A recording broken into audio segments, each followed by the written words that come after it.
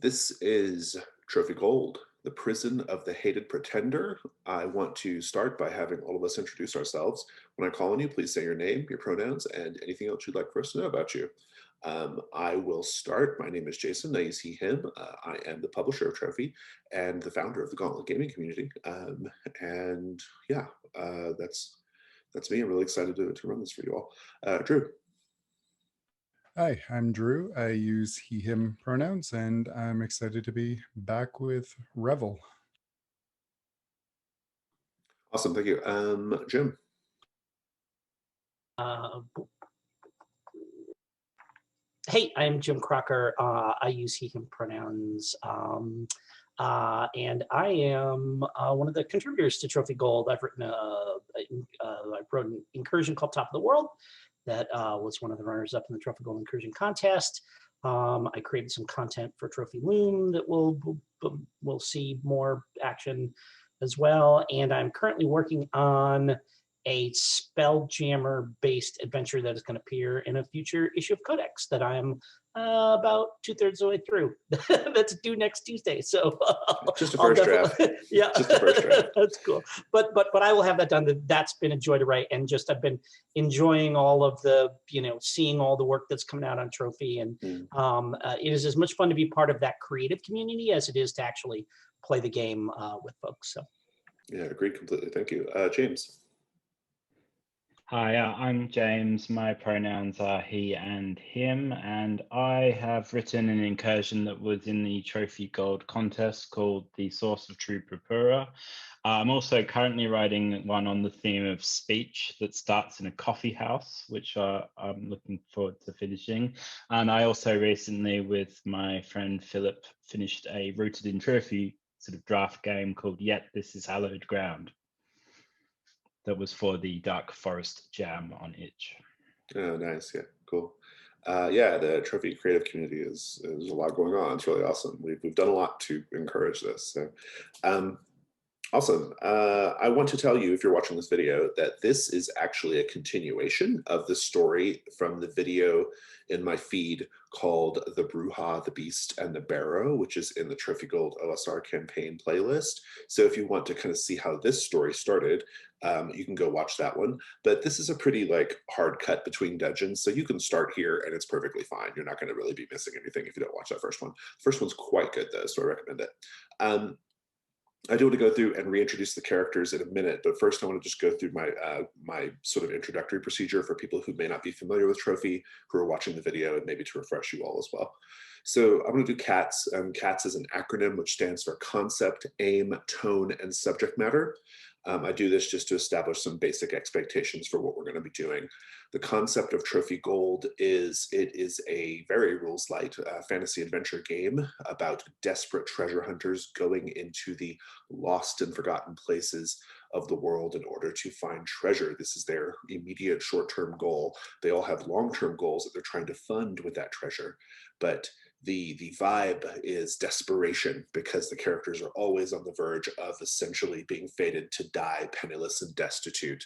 And so that's kind of what the game is about. That's the game's vibe. This particular incursion is by Gus L. I'm not going to say too much about it, but it is available, I think, for $1 on drive-thru. It's a really easy buy. Go get it if it looks interesting. There'll be a link in the show notes. The aim of today, after I'm done with my spiel, we're going to introduce the characters again, and then we'll just dive right into the incursion. I keep saying incursion; it's really technically a dungeon, right? Incursions, Trophy Gold lingo. This is an OSR dungeon, but we'll dive right in. And I anticipate we'll be able to finish this in about 2.5 sessions, and then that last half of the third session will be like downtime, back in town stuff.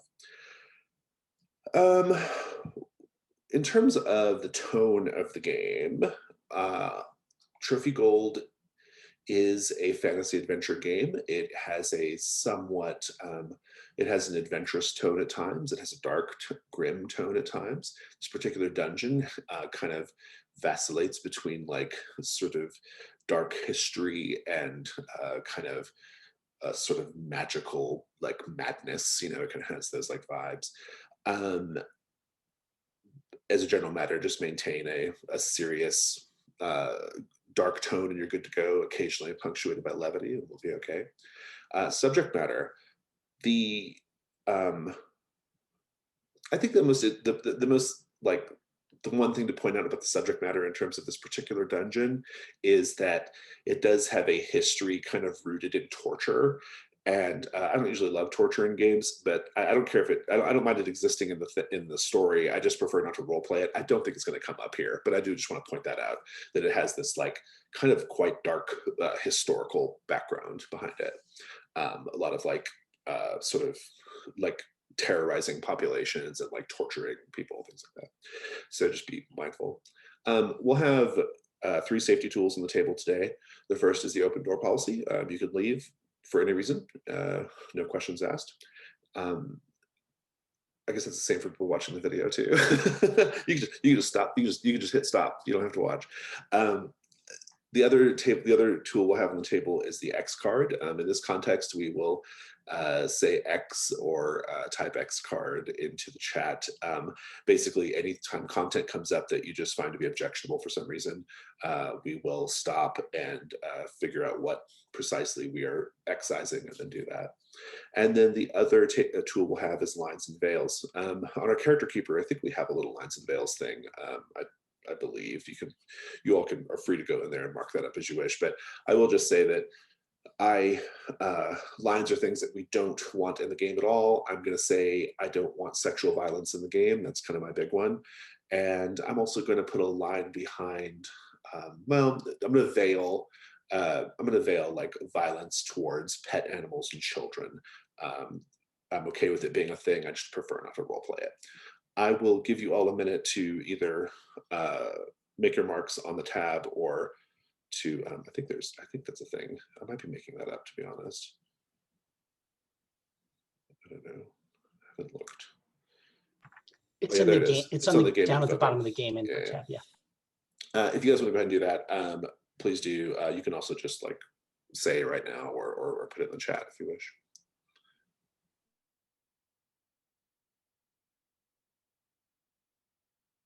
I'm good with what's there. Oh, should we real quick put a little something about the Bruja and the Barrow in our session tracker? I don't think I follow what you mean. What do you mean? So there's a session tracker that lists. I guess that's more just a bookkeeping thing. That's not something we need to worry about as players. Oh, It's just for fun. The session tracker. On oh the yeah, that's. I mean, okay, you all welcome to do that. I'm okay. not doing that. Cool. That sounds like player-facing business, not me. No worries. Good. The other day, someone asked me something like, "Do you know which ritual does X, Y, Z?" I was like, "I don't know. I'm the GM. I'm not supposed to know that. That's your job." that's players. That's player business. It's not GM business. Good. That question is going the wrong way. Exactly. As GM, you go, cool. What does your playbook say about that? Yeah, exactly. Right. Exactly. Awesome. So with all that stuff out of the way, why don't we go ahead and you know, I do have actually a procedure question, which is sure. in the first game, the one thing that I don't know that I have 100% handle on is exactly how the backpack slots work. So if we filled those backpack slots, they remain filled with whatever equipment we came up with to fill them with. Is that how that works? Until you open it back up. So got it. Okay. Basically, you have to spend a gold back in town to open that slot. Got it. To say, okay, I don't have rope anymore. Now it becomes you actually put the rope in the rope in your found equipment. You still have the rope.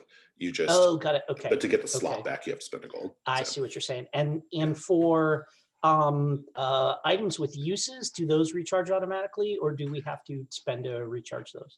They're just limited to their number of uses. Okay. So once they're used up, they're gone, and does that and that doesn't, when they're gone, that doesn't free the slot. You still got to spend the gold, right? Correct. Yeah, to get the slot back open, you got to spend the gold. And also, one thing about your character, I remember from last time, Jim, for Orlin. Mhm. That ancient spear that's labeled biter, if you want Yep. to keep that, you have to increase your burdens by 1. So if I want to use it as if I just want to hang on to it because I want to do research and stuff on it, but not like bring along and use it as a weapon, is that an option? Or So like if I like it's either sell it right now or it costs me a burden? if you don't want to move it up to combat equipment, I'll let you keep it in found equipment. But it can't be a weapon though. You Got like it. if Yep. you want to Yep. ever use it a weapon, it's Nope. got to I'm be. gonna leave it. I'm Okay. gonna whatever, leave it at home, or Okay. give it to my like I need to find more about this, and not just because in the episode of the podcast somebody mentioned a cursed spear. I was like, wait, what? Right, yeah. It's probably that one.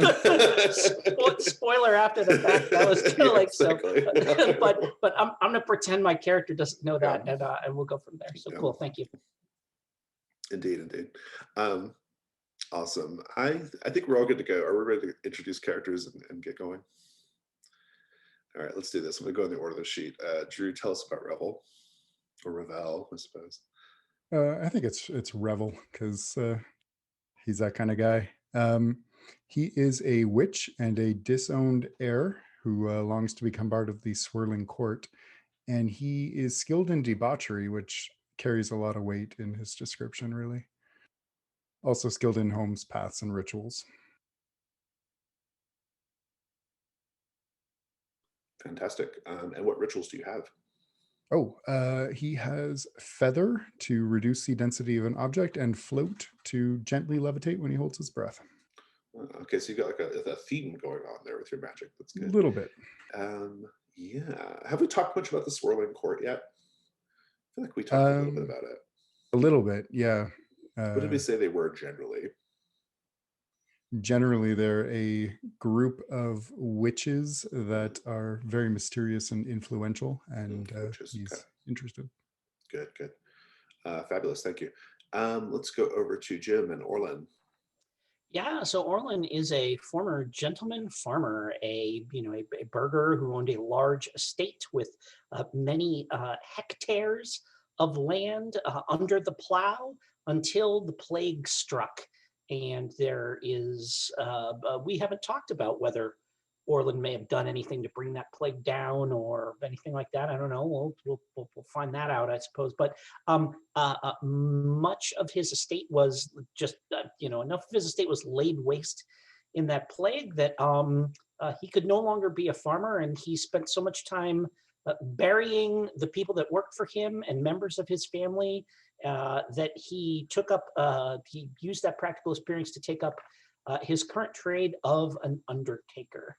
And my drive is to renovate my crumbling estate, to get it out of hock, to restore it to its former glory, and to once again become the part of the breadbasket of Keldur. So I love it. That's fabulous. Thank you. And thematically connected to your character, you have the Germinate ritual, which compels plants to furious growth. Yes, it's true. Always a fun ritual. Fabulous. Thank you. And James, tell us about Horrorgust. So Horrorgust is a sort of elderly, wild man who is a geomancer and a dying elder, and his drive is to pay a magus to lift Garrelon's curse, which we have established is a curse that befalls geomancers that causes their inner organs to slowly turn into precious stones. And it was the same fate that befell his mentor and many other geomancers before that. And in addition to that, he has a fondness for glass marbles, we've now established, for his friends that help him find the way. He has the brimstone ritual, which causes him to grow scorching hot to the touch, and the unfall ritual, which causes him to temporarily reverse gravity in a small area, as well as a series of geomantic protective equipment, a surcoat, protective gloves, and an iron diadem to protect his head, and a staff with a crystal on the top. Fantastic. I love it. Thank you. Good. I want to talk about 2 rules things, just to remind everybody, 2 sort of mechanical points about trophy gold. The first is that trophy gold functions, the main sort of driver of the game is this economy called the hunt roll token. You'll be exploring the world and making hunt rolls and collecting tokens. And the sort of meta skill of the game is knowing when and how to spend those tokens. You can always spend one to find a treasure. You must find enough treasure so that its gold value equals your burdens before the dungeon ends or before you can leave. If you do leave before that has happened, your character is retired from play. The other thing you can do with your hunt roll tokens is to save up 3 of them or pool 3 of them amongst you to complete what are called set goals. Set goals are usually out of character goals that are things that we care about as players. Sometimes they're in character goals as well, or they're both. But in any case, they are sort of important story beats. And knowing kind of when to spend those tokens to make that happen is important. Usually it's when you're getting really close to being dead and you want to go just a little bit further, or you need to get just a little bit more treasure, and so you spend those tokens to do that. So that's one thing. The second thing is I want to just remind you that this game embraces a very like sort of player-facing authorial mode of play.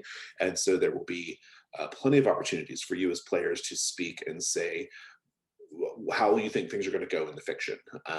And you should feel unconstrained by what you think is possible. Go with like the easiest or the coolest idea or both, right? Because it's a group process, and anything that is a little too out there, I will rein in. And anything that doesn't get used, as far as suggestions for devil's bargains and things like that, anything that doesn't get used will probably inspire something later on. So just speak, just say the thing.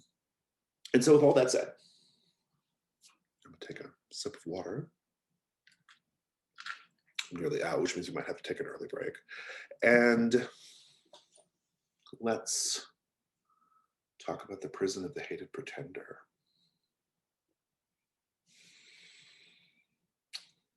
There are, like so many ways that these things begin, there are rumors in Fort Durin. Rumors in Fort Durin of a tower, ancient, long abandoned, its original purpose largely unknown or apocryphal at best. But like all such rumors, they have the suggestion of abandoned treasure, right? Perhaps even magical treasure. And so you all are following up on a rumor in particular. Your lead tells you that there is a hamlet, a small village called Broken Huts. I'll type that for you.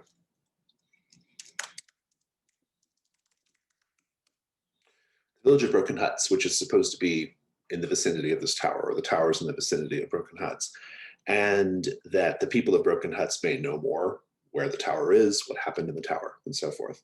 And so you all have set out toward Broken Huts. The journey to Broken Huts was fairly uneventful, actually. You didn't run into any bandits. You were able to mostly while away the time. Your cursed companion, who is possessed by a witch, is not with you anymore. So it was not nearly as stressful as the journey back from Pickbone Mound was. But before we arrive in Broken Huts, I think I do want to know just a little bit, I'm going to dig back into my old Dungeon World tool case for a moment. I do want to know a little bit about, like, you know, when you're all together, like on the road, when you're making camp. I'm going to start with Orlin. Orlin, of your 2 companions, Revel and Horagest, one of them does something as a habit that you find to be extremely annoying. I'd like to know what that is. And one of your companions, perhaps the same companion or the other one, does something that you find to be surprisingly endearing. I'd like to know what that is too. Think about it, unless you know. I think I know. I think um Revel, if there's a song or a chant or something associated with the court, that he just kind of hums to himself occasionally. Does that sound like something maybe, to kind of like just like a tune you picked up, or it's the thing that, it's whatever, like your theme song, kind of, if this were a show, right? And I just find that, I find it soothing because, we're out in the middle of nowhere and it's a reminder that like civilization exists, right? And that someday I will have, I will have a string quartet again, like I used to. And Horrorghast, it's not so much that it's a particular habit, but that every time he sneezes or coughs or, jabs a finger in his nose, like I want a gemstone to come out because that will solve our problems. And it never fucking does. And he constantly complains about, oh, my insides are turning into diamonds. Oh dear, it's so distressing. If he just shit one out, we'd all be fine. But he can't seem to manage it. And I find that deeply exasperating. Thank you. Horrorghast, as you get closer to Broken Huts, a village that I will tell you the module describes as a quote, a hamlet of scabrous yokels. And as you get closer to Broken Huts, and in particular, as you get closer to the land where somewhere this abandoned tower is, this abandoned tower with mysterious history and perhaps the location of ancient magics and ancient dark stories, how does the earth change? How does the land change? How do you perceive it differently? Horrorghast has a habit of, putting his nose to the ground quite a lot, picking up rocks, like finding outcrops and going, yes, karst, a nice vein of karst. Yes. Oh, it's a scarp. Oh, the land is changing here, and giving this irritating real-time kind of commentary on the geology and the geomorphology of the journey. But as Broken Huts approaches, he says, the land reeks of stories here. It's not the stone anymore. There's something, fumes of history coming. And he sort of looks a bit dizzy and goes, oh, it's all a bit too much. I have to go lie down for a second. Does Horrorghast frequently find himself overwhelmed in this way? And does it slow down the group? I wonder. He's a bit melodramatic. As I think Orland's already established, he's something of a melodrama sort of, yeah. Yeah, good. I love it. Thank you. Revel, your background is disowned air, which gave you the skill to botchery. It makes me wonder about your past, and I do wonder, did you used to live a very like sort of extravagant, charmed life, a life of wealth and privilege? Like, is that where you came from? He is an Amberay kid, actually. Is he a Rose District of Amberay kid? Because that's a big deal. He might just be. So I guess my follow-up question then is, when you're on journeys like this, journeys with the plagued farmer / undertaker and the slightly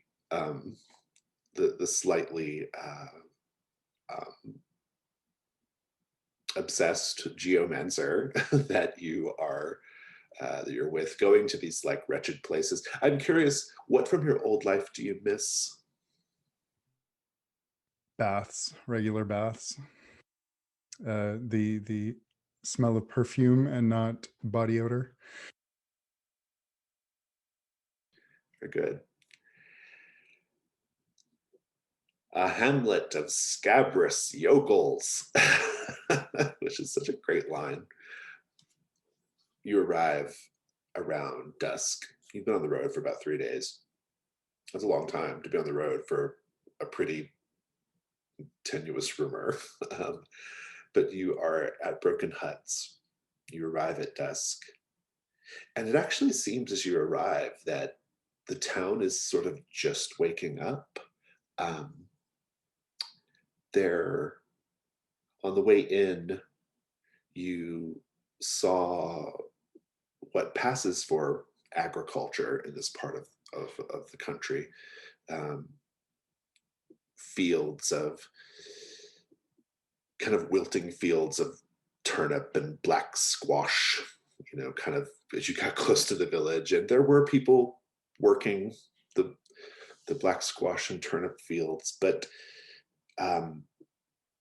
you didn't see many people on the road. And when you arrive here at the village, it seems like people are just sort of getting roused, like they spend most of the day sleeping. And Broken Huts is described as 20, precisely 20, slumping hovels of clay, dried hay, and bent sticks centered on a sun-baked brick square and a muddy well. Set goal. The Broken Huts set goal: learn the history and location of the tower. There is an alternate subset goal in this village, which you can ignore completely if you wish, but that is establish a turnip wine trade route to Fort Durin. So I'm curious, Revel, at the outset, as you all arrive with your, say you have a donkey, you're otherwise on foot, and you arrive in this dilapidated place. What do? I'll tell you a little bit about what you see first, then I'll ask you what you do. You do see people sort of coming alive. You see a clutch of old folks sort of already deep into their jugs of whatever they're drinking, swapping stories. You see some people playing dice games. You see kids running back and forth. And importantly, there is, maybe importantly to the people of Broken Huts at least, there is someone with a cart selling this spirit that everybody seems to be drinking from the back of this cart there in the town square. And so with all that said, what do, Rebel? I think Revel reaches into his pack on the side of the donkey, who he has dubbed Cedric, and retrieves his bottle of fine wine with a wink at the others and starts walking over to the old people. Oh, very good. Orlin, what do? I turn to Horrorguest and I shrug and mutter, it will be wasted on these. And I'm going to I'm going to find a kid to talk to. Good, I like that. Horrorguest, what do? I am going to find the closest sort of outcropping or exposed bit of earth or stone in the area, and I'm going to basically fall down on it as if asleep, and people will think I'm asleep because I've drunk the turnip wine, and maybe I will drink some turnip wine, but actually I'm just listening to the ground. Very good. Out of curiosity, are you trying to learn anything in particular? Well, I know that there's this reek of like history kind of wafting out of the ground, like a sort of steam vent or a miasma. And we know about this rumor of the tower. So I want to know if there's any more memories, deposited below the ground that I can learn. I love it. Cryptic or otherwise. Let's have a hunt roll then. I think you are probably going to get well, I don't know. What do you think about for the second die? My pitch for the second die would be omens, because I think in the past we've used, and rituals, we've used that as a kind of listening to the logic and of the ground. Perhaps I think omens is great. Yeah. Okay. Yeah, take a 2-die hunt roll. Hunt 2. We'll do 4. Mark a token.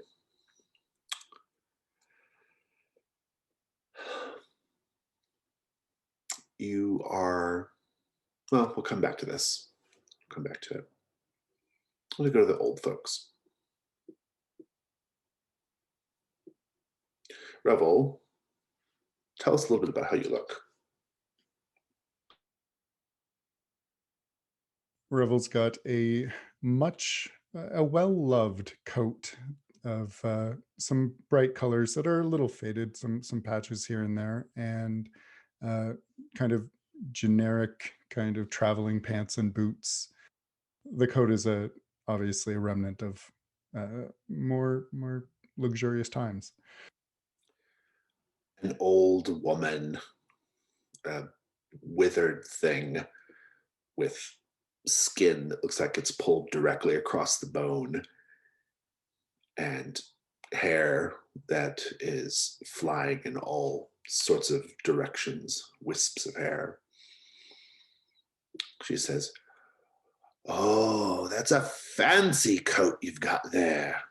Fancy, look at this. My, look at the fancy man come to Broken Huts."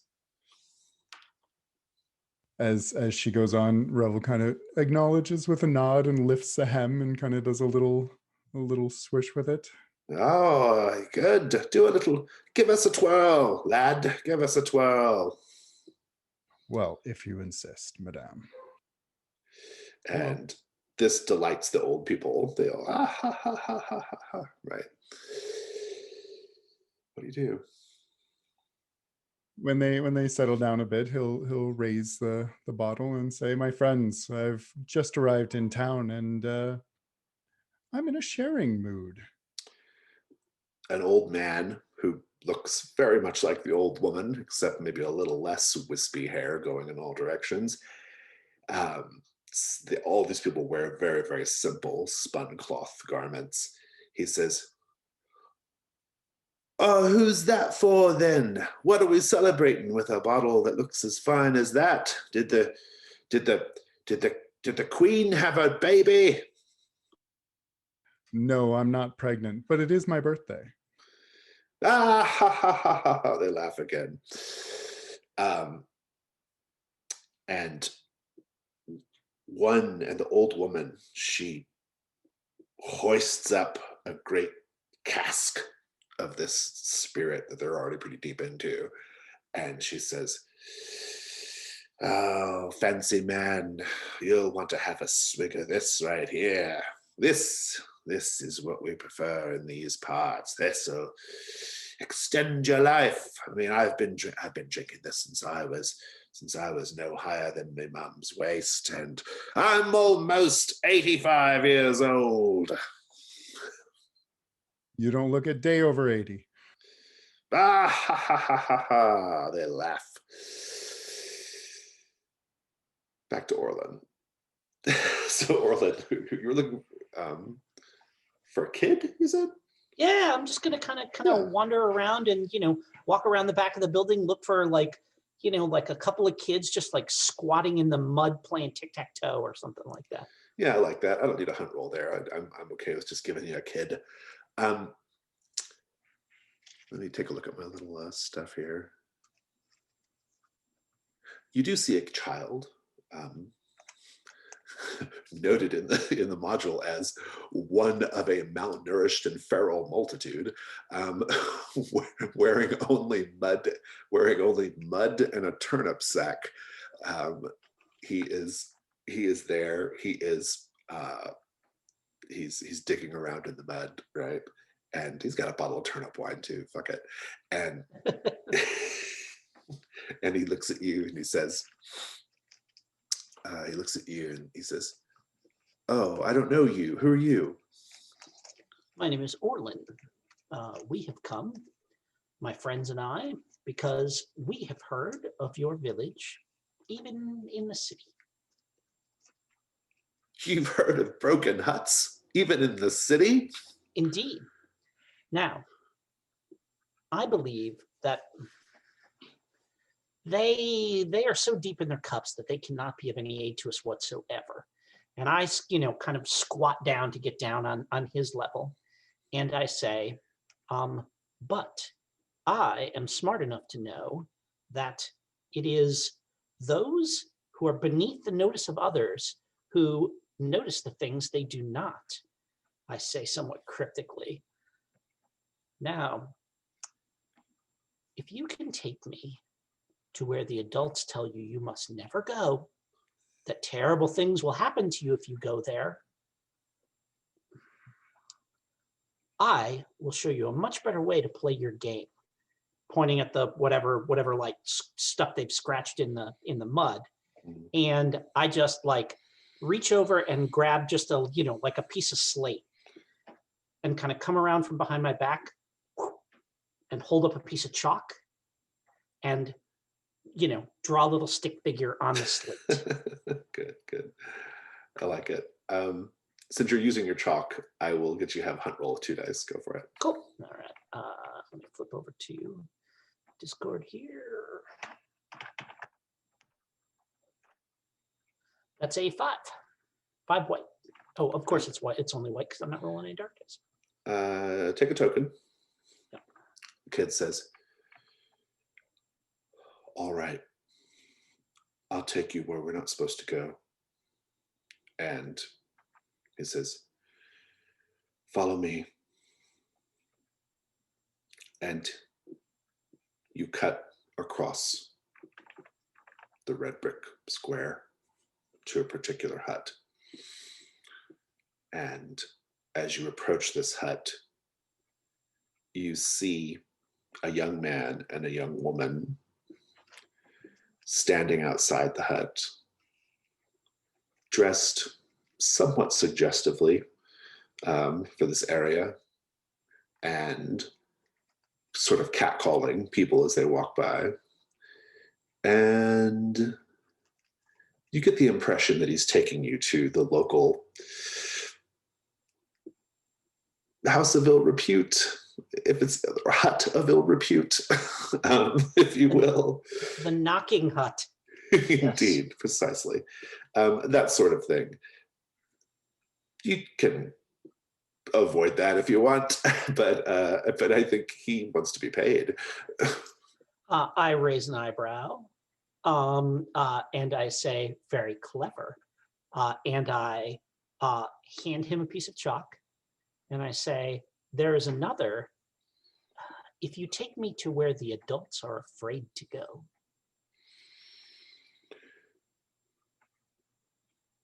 We'll come back to that. Horagast, you got your token, but also something terrible. I regret to inform you the earth is telling you nothing, and there are no omens to be spied. But you will hear, I think this is like a little bit just outside of Broken Huts, maybe a little bit beyond the perimeter of the village, right? But still within sight, right? You will hear a woman call out to you. She'll say, I thought I told you never to sleep outside of the village. It's dangerous to sleep out here. Come on, come on. And Horagast jumps to his feet and says, What? Who's that? You're not a stone. I didn't ask you a question. She's like, who are you? I'm not a stone. Huh. Oh. That practically passes for a compliment around here.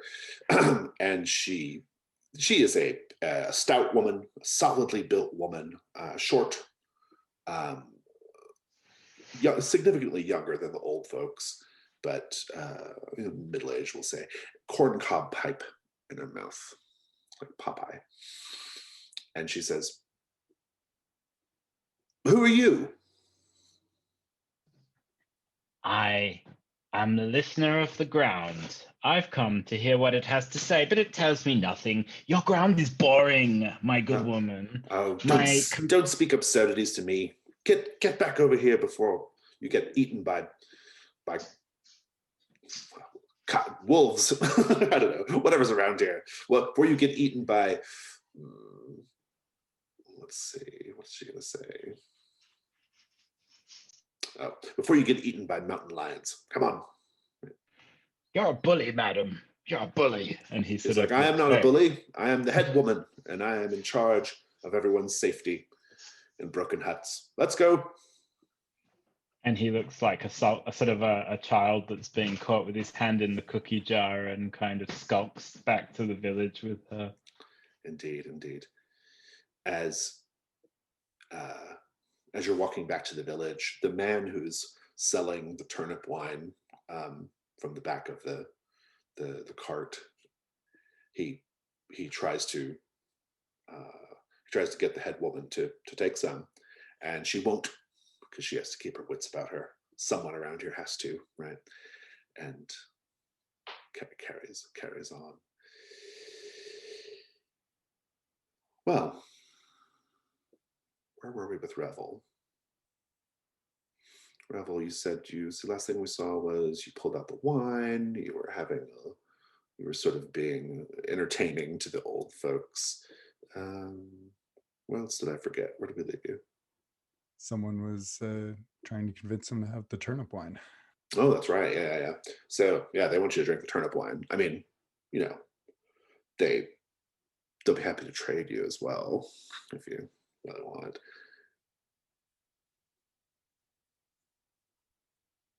Well, I thought you could try some of this fine wine from one of the best, well, least worst breweries in Fort Durham.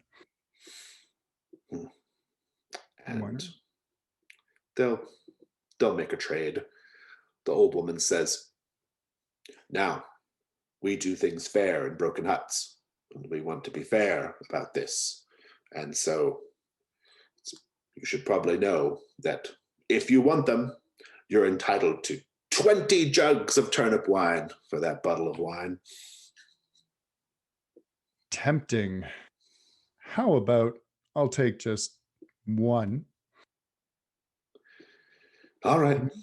And they'll give you a fresh casket or a casket or jug, really, of turnip wine. Do you drink it? I think I'll take a polite sip. It has a taste that is kind of a combination of wet hay and mulch. Scrumptious. And they're all looking at you like, for a moment. There's a pause while they watch you drink it and while you offer your sarcastic words. And then they just burst out laughing. They're like, ha, ha, ha, ha, you don't have to convince us it tastes good. It's complete swill. We know it. But turnips are all that grow around here. And so they go back into it. Well, I've heard that that's not all that comes from the ground in this area. Now they get a little like, hubbub. Ooh. Well, what have you heard, friend? I've heard about a tower. 200 roll. I think I'll give you the debauchery skill. Pretty low level debauchery, but I'll take it. That's a 5. Nice. Take your token. Jim had to step away for his contractor, so why don't we take just like 5 now and we'll come back. So you got a susurration of interest from the old people by mentioning the tower, Revel. And they eye you, and what the old man says, they might know something about that place, about that tower. The woman, she says, I know what really happened at that tower because I was alive when it did. I was a little girl then. I know what goes on there, or what's gone on there. But if you think I'm going to talk without a fight, you've got another thing coming. And then the old people start saying, oh, a fight. Yes, a fight. And they start to get a little Fight. like, a fight. That's what we do. We go to the square and we have fights. And the old woman says, and if you can take me, I'll tell you everything I know. Well, that seems reasonable. A fight, a fight. The hue and cry goes up from the old folks. Horgas, the head woman, says, oh, the old folk are agitated again. Is this you lot? Is this your? And then she kind of points at Revel. Is he one of yours? Yes, he is useful from time to time. If you tell us where the tower is, I will extract my idiot companions, and this fight doesn't have to happen. I'm the sensible one, you see. He Oh, says, get the tower out of your head. There's nothing to be known there. There's nothing to do there. It's completely empty. Black Jenny came through a few years ago, and she killed whatever ghouls was in there, scoured the place clean, and now it's just an empty standing stone structure. Put it out of your head. but you see, I'm an antiquarian of some renown, and I am an admirer of stone structures. And we have heard that this is the finest in the region and a credit to your village. Please let us smell the stones. I mean, We didn't inspect build the it. building. It's not a credit to our village. It's a blight on our village. The only reason why we can't get up to any true industry in this place is because of that damn tower.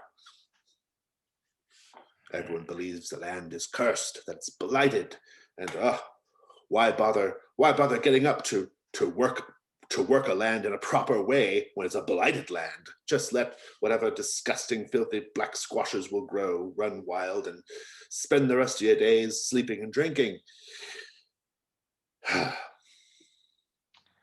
Well, I'm sorry that I touched upon a sensitive point. Well, she says, now the old folk are worked up, and they mean it too. They're going to fight.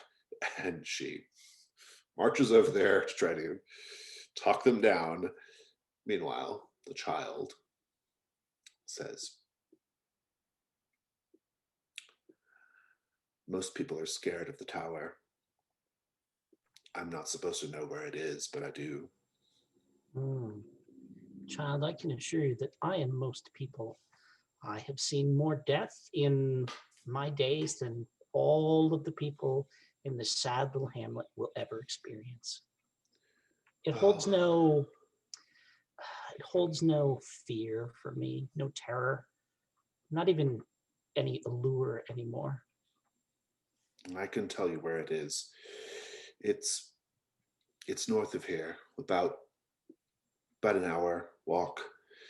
If you head out now, you could get there by the time the moon's high in the sky. There's a little creek, mostly dried up. Just follow the creek. It'll take you there. And I kneel down and I hold out that second piece of chalk and I say, child, listen to me closely. You're still young enough. There's no future here. There's no future here for you. There's no future here. Well, you can see that there's no future here for any of those decrepit fools. But I can tell you that with some determination and willpower, you could survive as well as any of the urchins in Amberay. And I hold out that piece of chalk. He says, what do you do for a living? And I grin and I say, people pay me to bury their dead. He takes the chalk and and kind of like see how dumb people in the city are.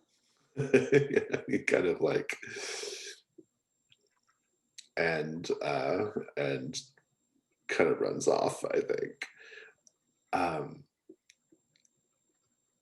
And then I think the young man who was sort of standing outside the House of Ill Repute, he'll say to you, he'll say, be careful around that tower. There are, well, let's just say I've seen some things. I sigh and roll my eyes and say, if there were nothing there, we wouldn't be interested in it now, would we? But you haven't seen what I've seen. You haven't looked at that place, gotten close at night, and seen the ghost walking back and forth across the top of it. It's shaped like a face, like a head with a crown, and the ghost just walks back and forth on the crown. Well, with a description that vivid, I feel as if now I have seen it. But you will forgive me if I feel that I must confirm the veracity of your words. The woman who's with them, she says, oh, there's no ghosts there. However, I have heard that in that tower there is a fabulous golden orb, a magical orb that grants wishes. I sure would like to get one of those wishes if you get your hands on it. I'm sure you would. It would have to begin with the wish that such an orb actually existed. And they just sort of like roll their eyes and go back into their hut of ill repute.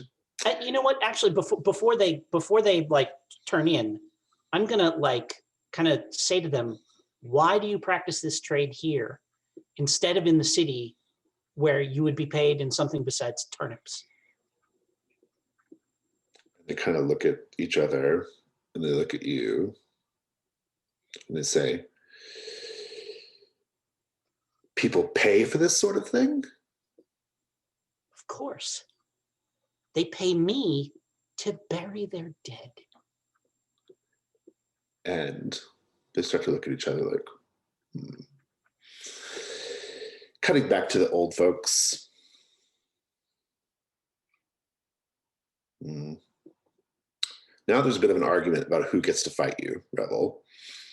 And it's getting to be a bit of a heated moment between them, who should be able to fight you.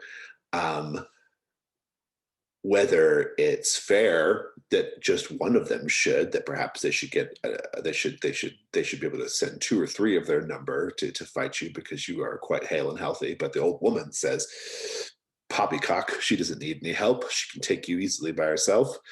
And this is going on. They start to have something of a impromptu, like an impromptu sort of like pitch session while they each like explain why they are the best one to face you. For example, one of them still has a completely functional hip and therefore is probably best in order to take you down. Another talks about how she was raised by mountain lions. Apparently, I don't know how that works out. They all have a story, and one of them, he's already on his second jug of turnip wine, and he says that's when he really gets the fire in his belly. So watch out. What are you doing in the meantime? He'll be standing there, and I think he's probably about at least a half a head taller than all of these people. So he's just standing amidst them and just kind of looking around, seeing what the others are doing, maybe taking a swig of the turnip wine every now and again. The head woman and Horgest I assume Horgest is, the head woman's approaching, and she says, I hope there's not going to be any more fighting going on around here. Not tonight, she says to the group. And they're all like, no. Well, he challenged us. I mean, what are we supposed to do? It's the honor of the hamlet at stake. Did I challenge you? And the old woman, the one who's been talking mostly, she looks at you, Horacus, and she says, "Ah, there's another one. We should have a bit of a rumble, 2-on-2. We haven't had that in a good long while." Perhaps I would be a more even match, you know. I'm still hale and healthy. Half of my insides are turned to semi-precious stones, and he pulls out his kind of like scrawny like arms and pulls back his sleeve and says, but I think I'd be much more of an even match than this big giant. And they all kind of, I think one of the men says, "I can see you've got more inside you than you're letting on. You're a tricky one, I can tell, a tricky one." And the head woman says, she leans into you, Revel, and says, "I'm going to suggest that you do not fight any of the old folk right now. Frankly, I don't think you'd stand a chance, and I don't want bodily injury to happen on visitors to our hamlet." I understand. Perhaps we could solve this with more wine instead. I'm curious what you're up to right now, Orlin. You see the gathering storm over near the square. What are you up to?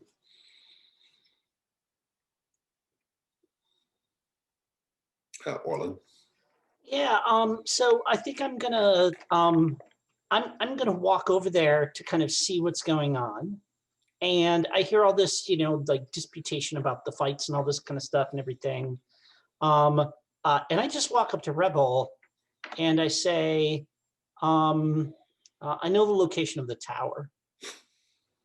If you wish to continue with this for your entertainment, I'm not about to stop you, but I've been told that if we leave now, we can get there before the moon is full, or before the moon rises, or something to do with the moon. The old woman says, "But you don't know the history of the tower, the history that I was there for." Perhaps if you come with us, you can tell us on the way. Oh, hubbub, hubbub, hubbub, hubbub. All right. And the head woman is like, "You can't go with them." And she's like, "Don't tell me what I can do." And there's a whole thing. And the old people seem a little saddened that perhaps they're not going to be able to kick your ass, Revel. But they're going to have fights amongst themselves anyway, so it's okay. And no one was kidding. They fight really viciously, like very nasty, very vicious, very dishonorable hand-to-hand combat. Yeah. And people are starting to gather and watch. Seems to be something of a regular entertainment here in Broken Huts to watch the elderly folk tear at each other like wild animals while drinking turnip wine. I think you will have basically satisfied the set goal once the old lady tells you the story on the way. Is there anything else you'd like to do while you're in town? Or importantly, do you want to wait till the next morning, or do you want to just head out right now? I want to get there before the moon does. Okay, fair enough. The ground is boring in this village. People are very noisy, but the ground is boring. Let's go. Indeed, indeed. The old woman, her name is, we shall call her, she's not named in the modules, I have to give her a name. Myrna. And she comes back, no shoes, but she does have a traveling pack, and she has put on a sort of like patchwork shawl over her shoulders. And she says, "Well, shall we?" We shall. You are going to be our, you are both our guide and interlocutor on this journey. And she says, well, it's too bad you don't have horses or some other sort of animal to carry you along. Otherwise, I'm not sure how you're going to keep up with me. And she marches out into the wilderness outside of Broken Huts. Follow it, like I kind of look at the other two, raise an eyebrow, just trail along in her wake, I guess. Myrna will tell you along the way. She'll say, now, this happened many, many, many, many years ago. And if I'm being perfectly frank, I didn't see it myself. It's a story that I heard when I was younger. And I'm told that this is completely true. But that tower is a prison for someone who angered some ancient god. And the followers of this ancient god, these crusaders, well, they brought that man here. They built that place for him, and they brought him here, dragged him there in a cage. And they say that the leader of these religious fanatics wore a beak-shaped mask at the face of a bird and a cloak like feathers. But they took this man inside the tower, and they say there they practiced all sorts of dark ensorcelments and punishments upon his flesh. And they say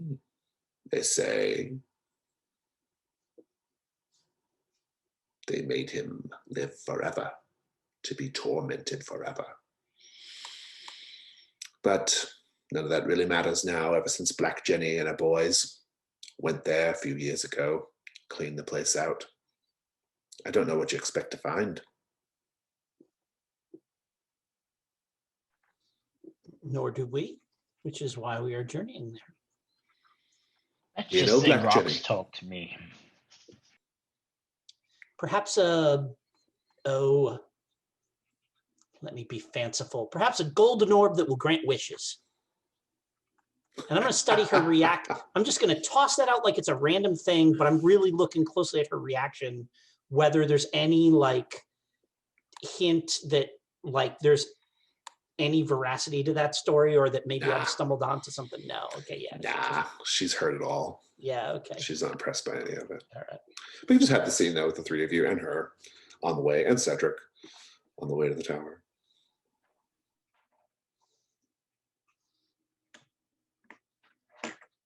Your reports, your own reports of your stamina were not exaggerated, madam. Nope. If we want to sprint the rest of the way, we can do so. I will win. We should perhaps, of that I have no doubt, we should perhaps maintain a bit of breath for dealing with this undying prince when we arrive there. How is it that you came to reside in this place? Were you simply born here, lived here all your days? Yes. Well, like most people at Broken Huts, my parents, they were turnip farmers. Their parents, they were turnip farmers. Well, I had no use for turnips or farming for that matter. But I also, well, as the head woman would say, I lack industry. And sometimes it's just easier to be where people don't care about nothing, you know? It does absolve one of responsibility.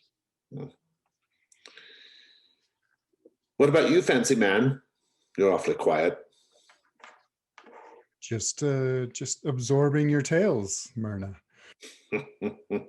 And probably breathing a sigh of relief that you didn't have to take me in the ring. As I understand it, I've dodged an arrow. Yes, yes, yes. A very, very well-placed arrow you have managed to dodge. Consider yourself lucky. Oh, I do. And you, rock weirdo.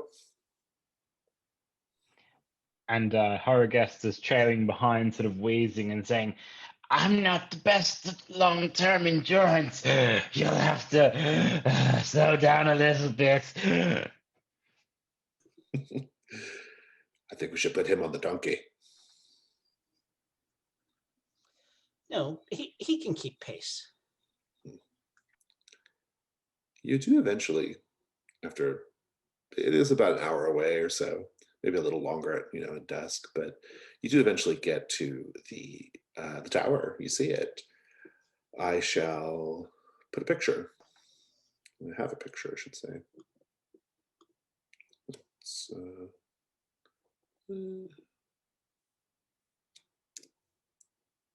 that. If you just want to take a look at the tower. It is as advertised, it does look like a face, a head wearing a crown.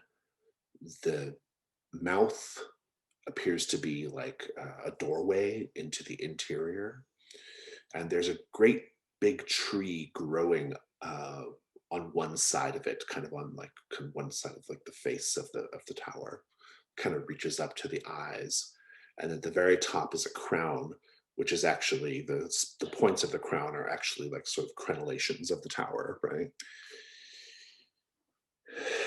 And Myrna says, "Oh, there's the dreaded thing now. I'm not going in with you, I have to warn you, but I'm happy to stay out here with the donkey.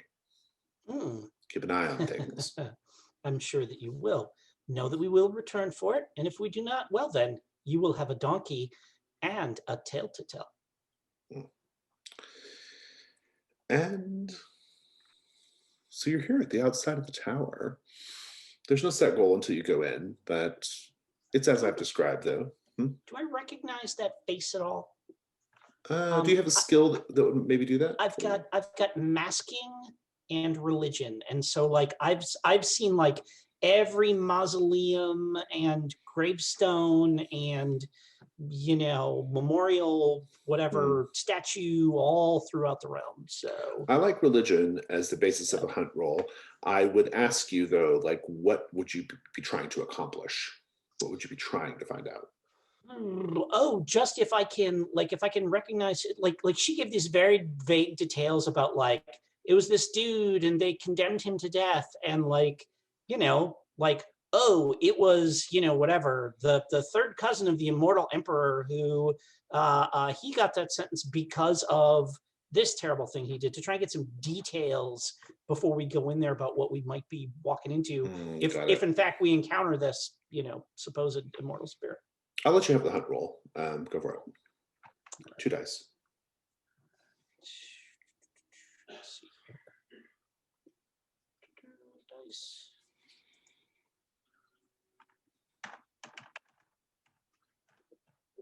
There's a 5. Nice. Take your token. The religion is, this is something of an out of character thing, but the religion, these worshippers of this god, it's long dead, very long dead, and like pre-sisters and stuff like pre-sisters, that. yeah. So so you have no memory of it or no knowledge of it. Okay. You might know generally that, like, I would say that, like, for truly terrible heretics, such a structure might have been built. For truly like historically bad people, such a place might have been built. And so that might give you a hint of who this person, this trapped person might have been in his day. But terrible encounters, though. I will tell you this. You do see someone, a silhouette, a figure creeping about the crenellations of the tower, the crown. You'll see them moving, golem-like, peering and poking. You can't make out who they are, but that story is confirmed in a way. I'm not going to say anything, but I'm just going to quietly point at it so that my companions can also catch a glimpse of it. Revel, what do you do? At first, he's just looking at the mustache around the gate and wondering, is that wax or pomade? It is in fact all stone. But I will tell you this though. Just at a glance, you'll see that. Let me scroll down.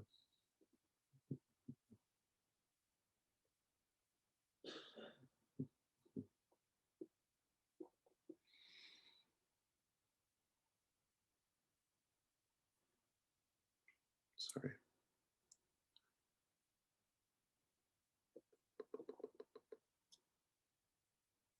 Okay. At a glance, you will see that the mouth is in fact there's a door there, and the door's ajar. It's just like open.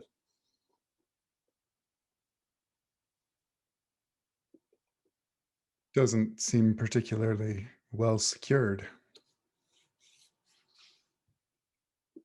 I suppose if it's been cleared out, there's nothing to secure it from.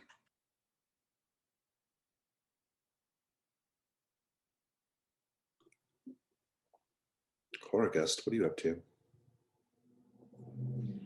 Aragast is his attention is drawn to where the tree and its roots have kind of, cracked through, probed through the gaps in the stonework, and he can smell the source of the stench of history wafting out of the ground. He's like, yes, this is where the ground gets interesting.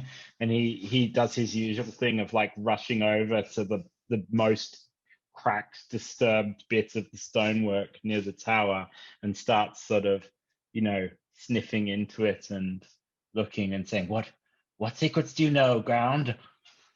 Indeed. I think I know what you're trying to accomplish, just getting information about the place. Take a hunt roll. Probably just one die though, unless you have a piece of equipment.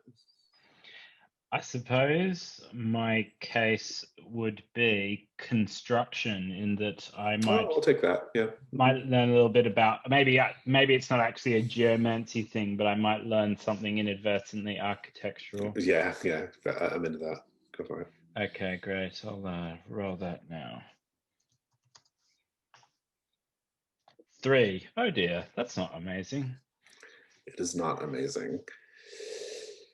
Didn't lose your token though, so or any tokens you would have had, so that's good. You do encounter something terrible though. I think while you're all out here, doing whatever you're doing, looking at the trees, I will tell you this. As you get closer to the tree, you'll notice that the eyes of the structure are windows that go into presumably an upper level of the tower. That's an interesting detail. Do you all have torchlight or lanterns lit at the moment? I have a kind of geode that I can, which is one of my pieces of backpack equipment that I can sort of shake and it starts glowing green.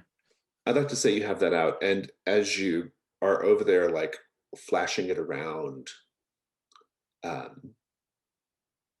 near the window, something is peering over the edge.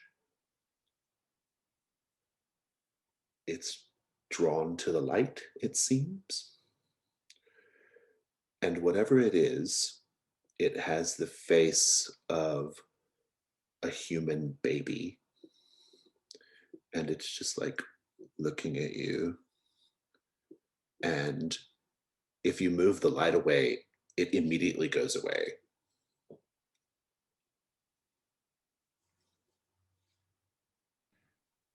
I don't like this place. It's not the good kind of history.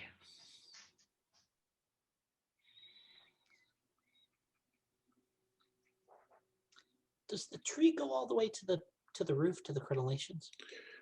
No, but it does reach to the windows if you sort of balanced out on a branch. I'm going to kind of look at my friends, look at that like dark gaping maw of the, that open mouth, and kind of shake my head like, you're not going to fool me that easily. I mean, you might be able to get to the window and then like climb to the crenellation for sure. Oh, I'm just going to walk up to that tree. Yeah. And I'm going to take my gloves off, and I'm going to pull some dirt from the ground that includes like bits of like dead leaves from that tree, maybe a bit of the roots, and kind of, do one of these and slap my hands against the side of the tree and start to chant and compel the tree to furious growth. Very good. Yeah, I like that. It's great. Love that. Ritual? Yeah. Sounds like you're just trying to make a straight line up to the roof, which I like. Yep. And what could go wrong here, James and Drew? I think that the roots will also equally grow and probe deep, and something a bit disconcerting will happen with the foundations of the building, or something will be unearthed. Yeah, I like the idea of something being disturbed. That might even be a good devil's bargain, to be honest. Any ideas for failure, Drew? The tree could grow too aggressively and actually block the windows with branches. Oh, good. Yeah, like that as well. I would say that the tree. I'm going to say that the magic is something of an echo of the last time you used this spell. The magic is a little too powerful and actually animates the tree, and it uproots and attacks. Just take a look at your dice. First light die, if you are using a skill, equipment, or the environment. The tree might be kind of safely in that. I have the skill plants. Perfect. Yeah. So regardless, you're getting your first die. Yeah. And Devil's Bargains. I'm going to do a variation of my Devil's Bargain, or my fail condition, which is that the tree is animated. It may or may not be hostile, but it's animated.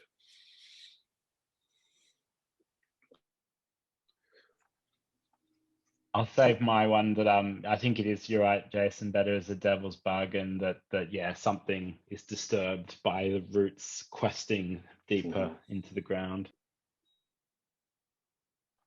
This is so disturbing to Myrna that she runs off with Cedric. 3 very interesting offers. If you can reject them all or take one as you wish, Jim. I will take a die for something underneath being disturbed. 2 light dice, and take your dark die for the rituals. That's 2-1. Cool. So that I'm going to do this as risk 2-1. Risk 2-1. Oh, I need a backslash first. As a light 5. That's pretty good. Let me tell you the complication. Yeah, sure. Complication is the tree animates at the wrong moment and holds you, basically traps you up in its boughs if you attempt to climb it. If you don't want to deal with that, you can add a dark die and try again. Let me add a dark die and try again.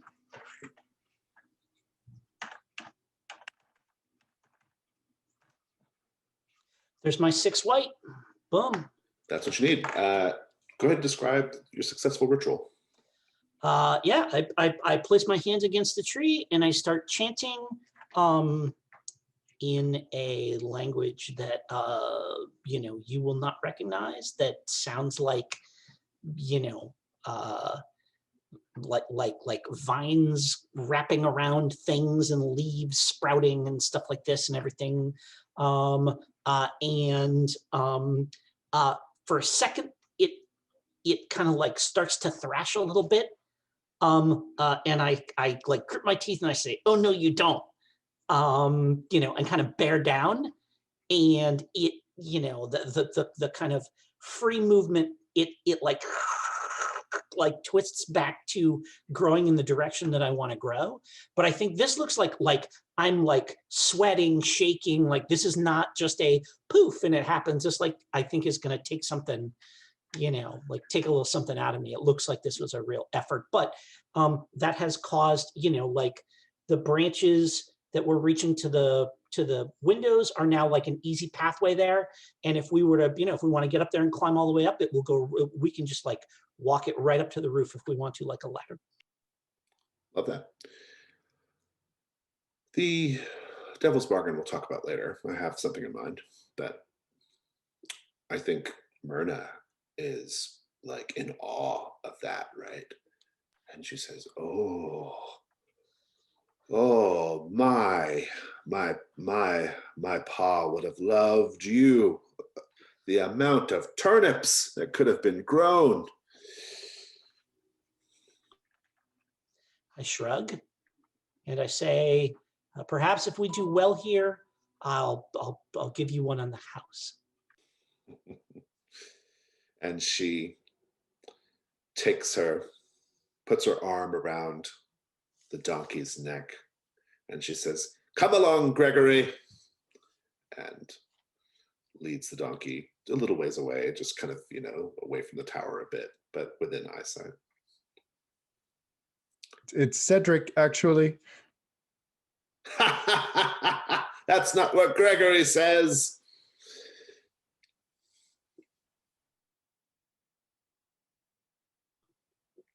So, are we climbing the tree? I think so, yeah. You can go wherever you want, either the second story window, or you can go all the way to the top of the tower. So, do we want to maybe just poke our heads into that second story window and take a look, gentlemen? Well, if you look in the window, you might see something you don't like. I saw something very strange. There's something in there, something very unnatural. This is my contractor calling, so I'm going to step out for a moment. Sure. So you guys just go ahead and keep playing, do whatever you need to do. We'll just pause for a minute. Okay, so climbing up. Sorry, continue. Let's just rewind a little bit. You were saying you were saying about the thing you saw in the window, Horagust. Yeah, I was just basically relating the strange thing I saw and said, there's something in that tower and there's something on the top, but we're never going to find the treasure if we don't look. Let's climb. I don't like climbing, but I need the money. So I think that sounds like all the way to the top and then work our way down. The climb. I don't think I don't need any rolls for the climb. I will say though that like I'm curious from each of you, like in what way does the fact that the tree is like kind of animated, like maybe not in a huge way, but like in subtle ways, it's moving a little bit. How do you experience that as you go up? Whoever wants to speak first, just do so. I think it is creaking and groaning and swaying softly as we start to make our way along the branch. I think as Horagust climbs, one of the branches sort of tries to get inside his pack and like as if it's trying to like, you know, pickpocket him. He's like, "No, bad tree, bad tree." And I think for me that like the climb is just incredibly easy. Like I reach out and I need a handhold and it's right there. And maybe at one point my foot slips and then another branch just kind of goes under it to catch it. Almost like the tree is just sort of, you know, helping lift me up as I go along because I'm the one who animated it. That's great. I love it. Um, so we have up here a set. This is the roof level set, and it has the set goal of learn how to operate the armillary. She'll type that for you.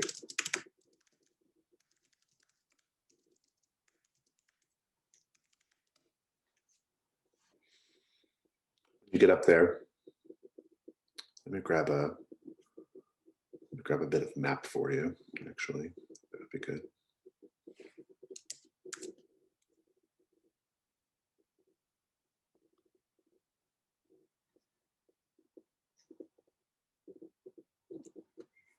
I'll pop this into the image board.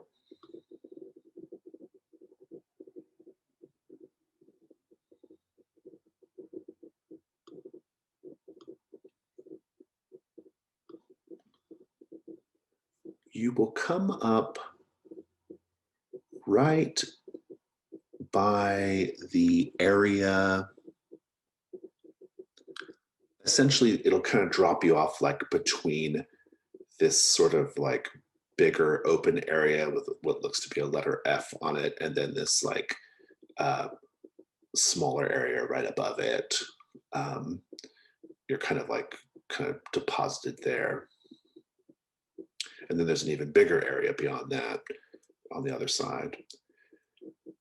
But the area that is marked with what looks to be an F on the map, that is... Is that an F or is that a rune? Because it looks like the things coming off it sort of sloped down a bit. Yeah. I mean, it's this is like a little grotto area. It's empty. And it's a grotto because like this part of the crown sort of creates a sort of structure that sort of creates a slight roof over top, right? It's still exposed to the environments, but it's just like slightly kind of covered. And the interior of this like structure that comes up and over you is painted with frescoes, images, pictures, telling some kind of story. The frescoes are, and even the ceiling of the little overhang, are covered with densely painted, scowling, bearded and beaked faces, half man or king and half bird of prey, sort of strange bird men. Some of the frescoes are flaking and all of them are defaced. In particular, some of the figures have eyes that have been chipped away.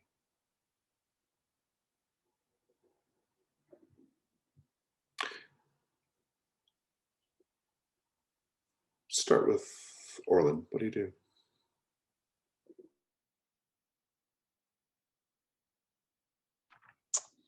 So I definitely want to kind of get a closer look at some of these frescoes and specifically look at those masks, because that's a thing that very much interests me. And in particular, like death masks and plague masks, both of which I've seen a lot of in my life. And I'm curious whether these are purely decorative or whether they might have had some practical use, or whether you mean like the figures of the faces of the yes, faces of the figures. Yeah. I like that. Is this just to sort of like learn more of the history of the place, or kind of what happened here? That's what I think. Yeah. Make a hunt roll. I'll let you have it with. I think you have plenty of skills to cover the second die. Yeah, I mean, I literally have masking as one of my skills. So yeah. So let's see. Oh, encounter something terrible. No token. 3 was my best die there. Indeed.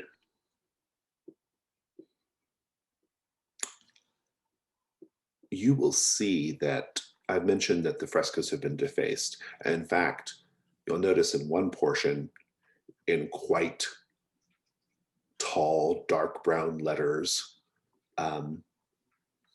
the image has been sort of like graffitied with words that say, "I not kneel or bow." Can I just lean in and give it a little sniff? Is this Probably best feces not that to. okay. Probably best Like I'm not just to. like how sacrilegious or whatever is this? Do I pull back and like? I think you "Ooh, do okay, pull okay, back. all right, Yes. yeah, because that is something terrible." Suitably repulsed. What are you up to, Revel? I think I'm taking my torch and looking around for any signs of the figure we saw. Take a hunt roll with your 2 tokens for the torch. 5. Take a token. Where do you start? Do you go towards the there's nothing else in the grotto. Do you go like towards the bigger space or the littler space? Let's start with the bigger space. I'll tell you that when you move into that space, you will see you'll see the armillary. It is sort of a large, well, the area is like a sort of oval patio area, fully exposed to the sky. Everything's carved from the same gray, sort of rust-flecked stone. There's a plinth, and atop the plinth is this spherical machine and a couple of benches around it. The benches are actually carved to look like an opulent cushion chair and a decadent chaise lounge. But there's this like strange spherical machine, which you can go and take a closer look at if you wish at some point. But I will tell you though, as you're sort of waving your torchlight around, something will enter your, like something will creep into the torchlight. It is a heron, like a kind of stork-like bird. About goes up to about like a little bit higher than your hip. It is very translucent. You can like see through it. But this heron like creeps into the edge of your torchlight and is sort of like looking at you, bobbing its head back and forth. What do you do? I think I'll kind of just crouch down and maybe hold out a hand and say, "Hello." It opens its beak and a searing blast of hot energy flies out of its beak and hits you and burns your hand enough for you to pull back. And the creature runs full on into your torchlight right at you. It's combating you. Great. What weapon do you use?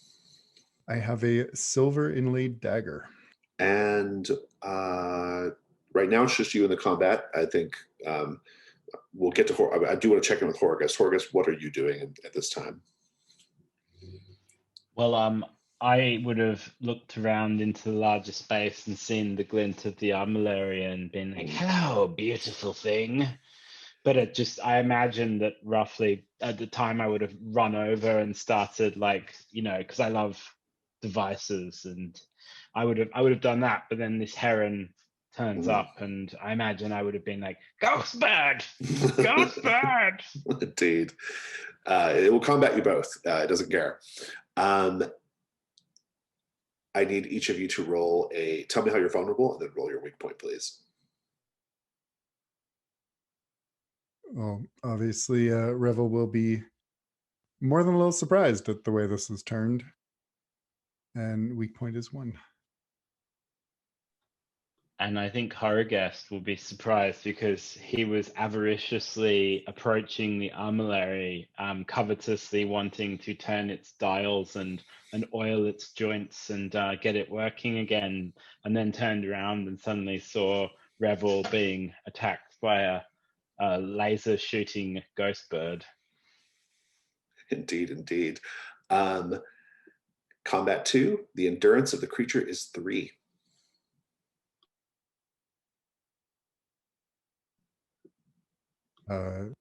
Shall I roll? Sure. Uh, 8. With a 3 on the dice, which means Horrorghast, you're getting hit.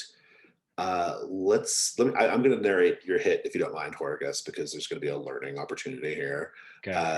What is your weapon that you're using?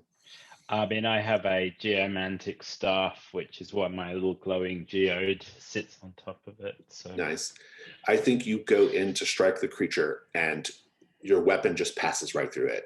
It does not make contact with it at all, and the bird just like rears back and like just fires this beam at you. Just like pow. If you want to mark armor, you can, but otherwise, it does ruin and burns you. I think I'll take the ruin at this point. Yeah. But Revel, you are entitled to kill it. Your weapon will strike it. Describe it. I think he's kind of fallen back on his ass from the first blast, and seeing the way that Horgust had no effect on it, he'll take a gamble and he will just throw his dagger at it with a fair bit of accuracy for Revel. The dagger hits as you would expect it to. It lands in the creature, and the creature lets out a sort of ghostly wail, a sort of like, and then just disappears, and your dagger falls to the ground. Regrettably, there's no gold die roll on these, but it is dead. Okay, Jim, did you say something? Yeah, I spin around and say, "What was that?" Because I think it happened so fast I only heard it. It was a ghost bird. What kind of tower has a ghost bird? Well, birds are clearly important to these people, I say, pointing at the wall. Very unfriendly ghost bird. Was it guarding something? Perhaps. It seemed angry. We are trespassers. Makes sense. Ugh, what is that horrid thing? I say, pointing at the device. That's just Horgust. You've seen him before. Don't insult my beautiful device. I must find out what it does. It has so many moving parts and ruins, and it's very badly corroded, but I must clean it. Let's talk about it. This is a approximately 6-foot sphere of complicated intermeshing gears, discs and bands of bronze, brass, and other metals. Surprisingly unchanged by years of rain, as it turns out, mounted on a heavy bronze framework. It can be moved. It can be adjusted.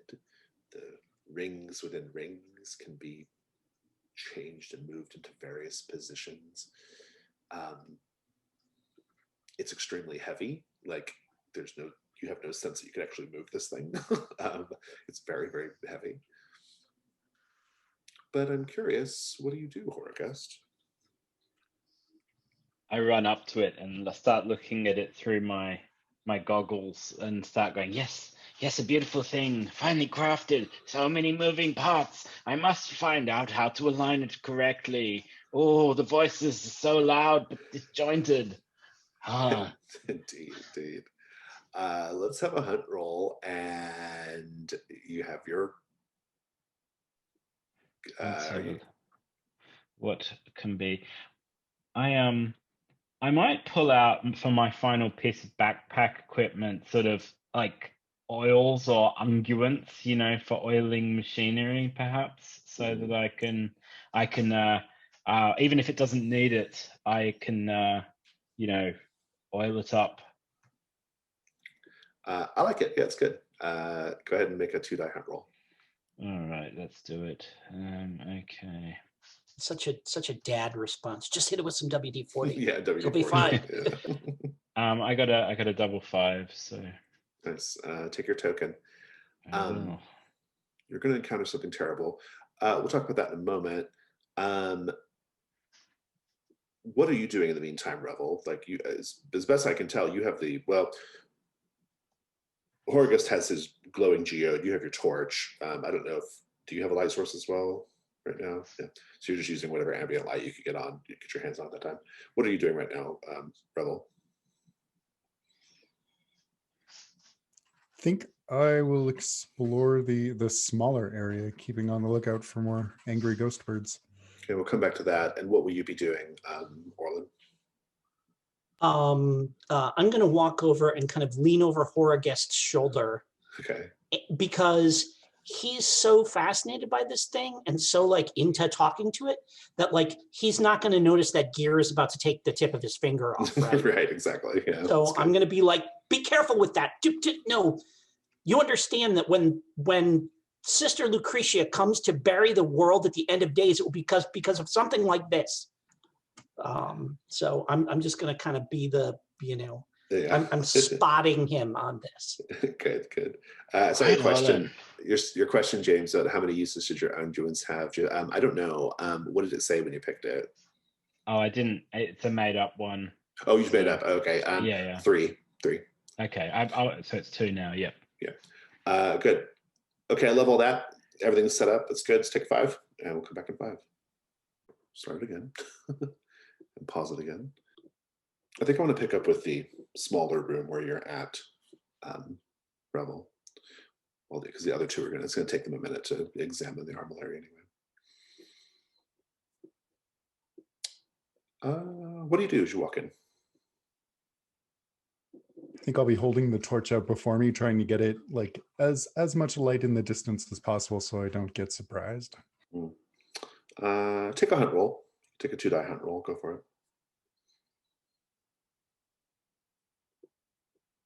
5. Take your token, and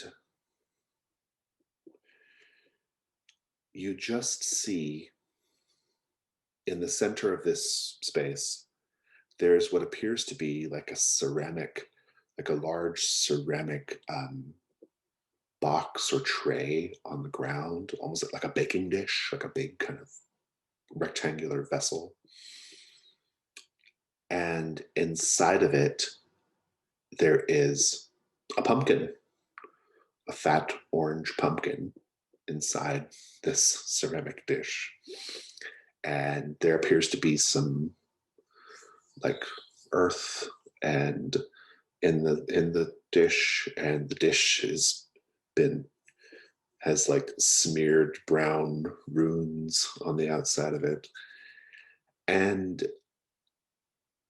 the terrible thing you encounter is someone hisses, "You fool," and grabs the torch out of your hands and tosses it over the side of the tower and says, "Put that out. You can't have that here."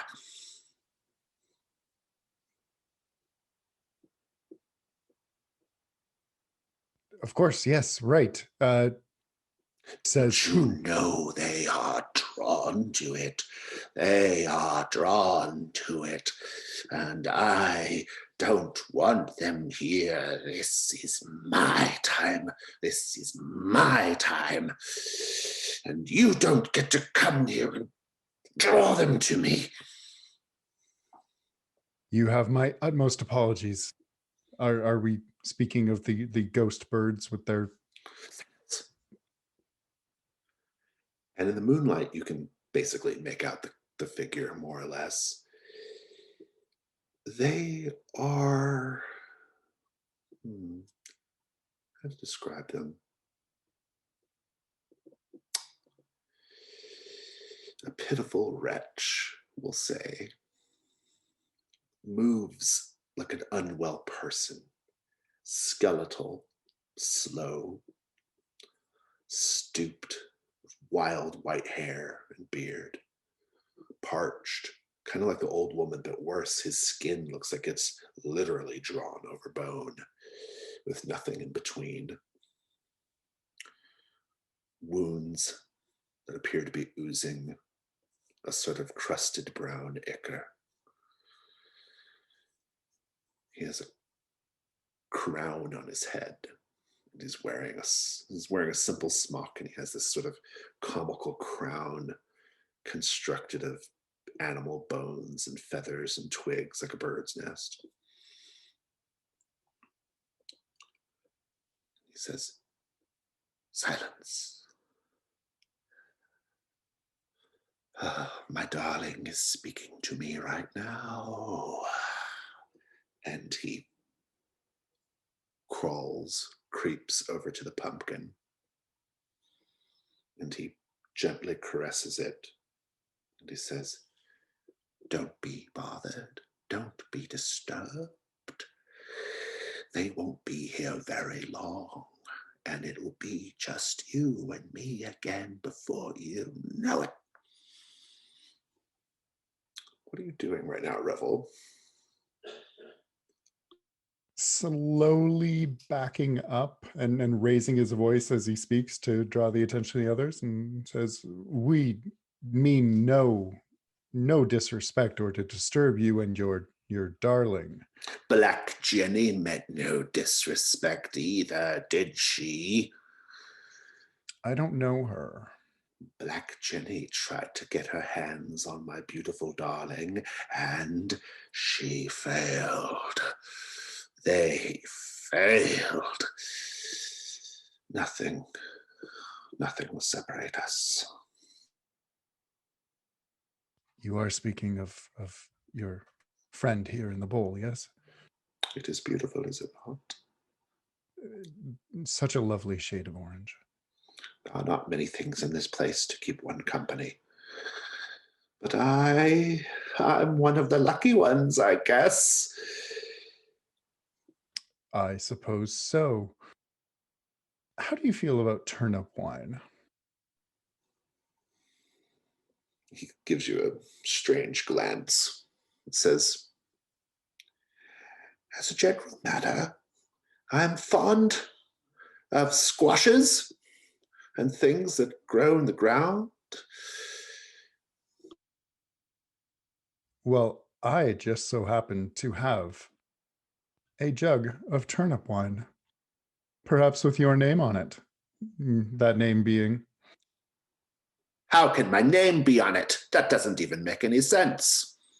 It's a turn of phrase. But Oh, tricky with our words, are we?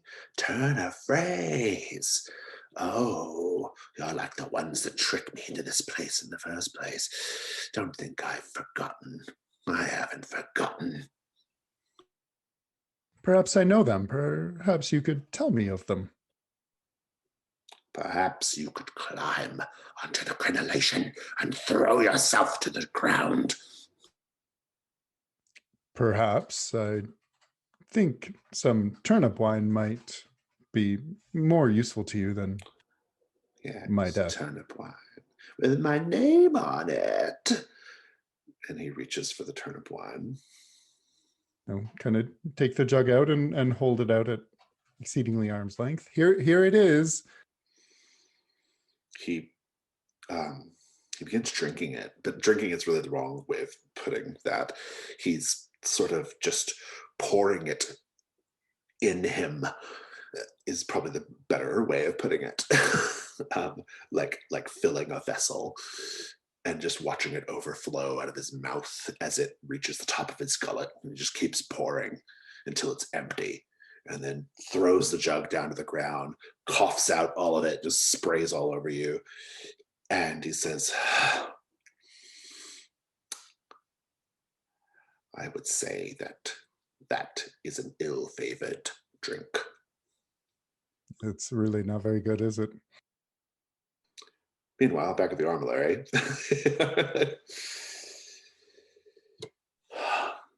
So what's your approach here, Horagast? I would like to know more about the function of this device. Similar to in our last incursion, I would like to read the runes on the rings, and I would like to figure out what like controlling the earth and controlling the heavens are based on geometries and, similar sort of circles and cycles, and the two are intimately related. So I want to kind of learn what harmonies this device is attuned to.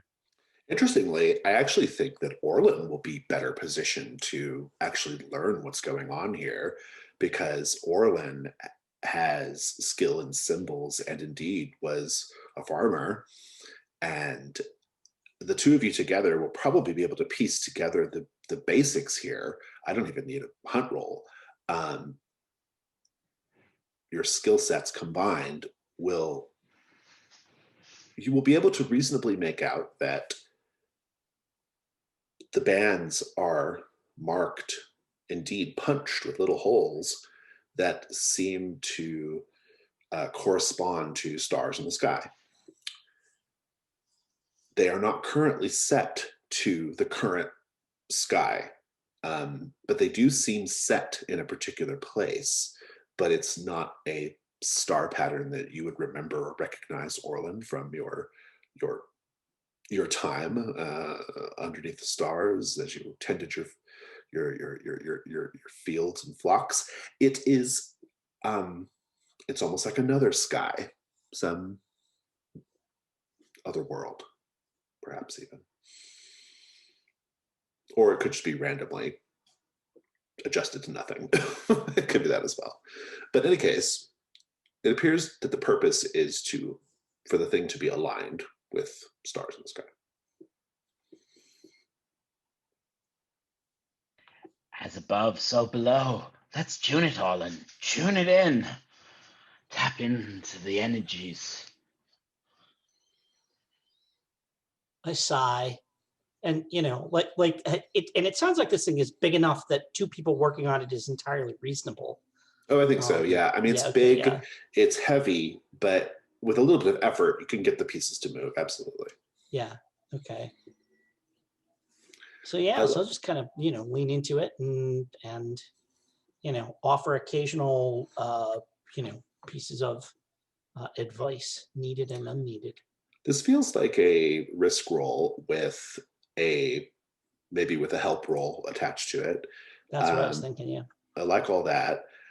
I'm more interested though in like the initial like stakes setting, because I don't think you all know what it does, if anything, and therefore the question becomes like, are there stakes here? Like, what can be accomplished, right? Is it just to discover what it does? Maybe, I don't know. But what do you think, Horagast? Like, what is your goal in messing with this machine? Horagast despises things that are misaligned and wants to tune it so that the discordant jangling notes of the spheres make a consistent hum. So I'm into that. Okay.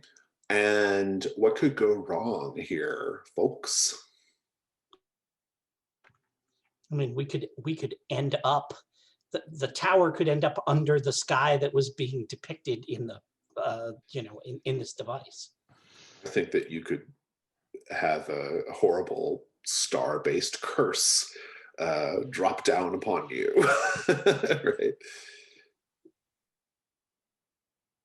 I think we're tuning far more than just the sphere, basically, broadly speaking. Drew, do you have any thoughts on what could go wrong here? something much more grounded, I guess. The movement of the different spheres could catch someone in a dangerous way or harmful way. Yeah, lose a finger or something. Love all that. Dice. Horror guest.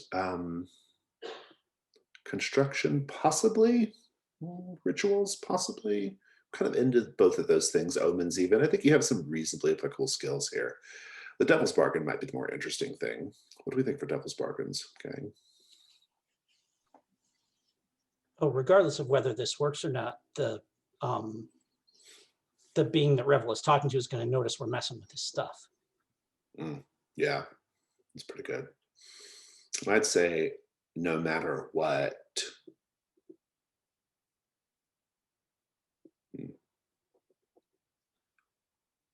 No matter what, whatever was disturbed underground by the tree reveals itself in this moment. Even if we don't actually get taken under different stars, you will see a glimpse of Another world. Where those are from. It's pretty good too. Those are all good choices. I think the most on brand for horror guest would be the something below reveals itself. So I'll pick that one. 2 light dice, and I don't need the dark die yet. You can just roll 2 light for now. And then you can decide, Orlin, after the fact to add the help die roll if you wish. I think given the kind of dire circumstances of this, I might voluntarily risk my mind and body to add the dark die because it's such an ominous kind of I roll. like it. Yeah, I like it. Go for it. Yeah. So I got a 4 on the dark, but it's not higher than my ruin, which is 4. Oh, wow. Okay. You lucked out there. You do have to stop though, although Jim can help with a help die here. A 4 means he succeeds. Succeeds. Yeah. There's a complication. Yeah, I think yeah. Actually, tell me what the So complication the complication is is going to be that whatever it is that's coming up from the ground gets to jump on you also.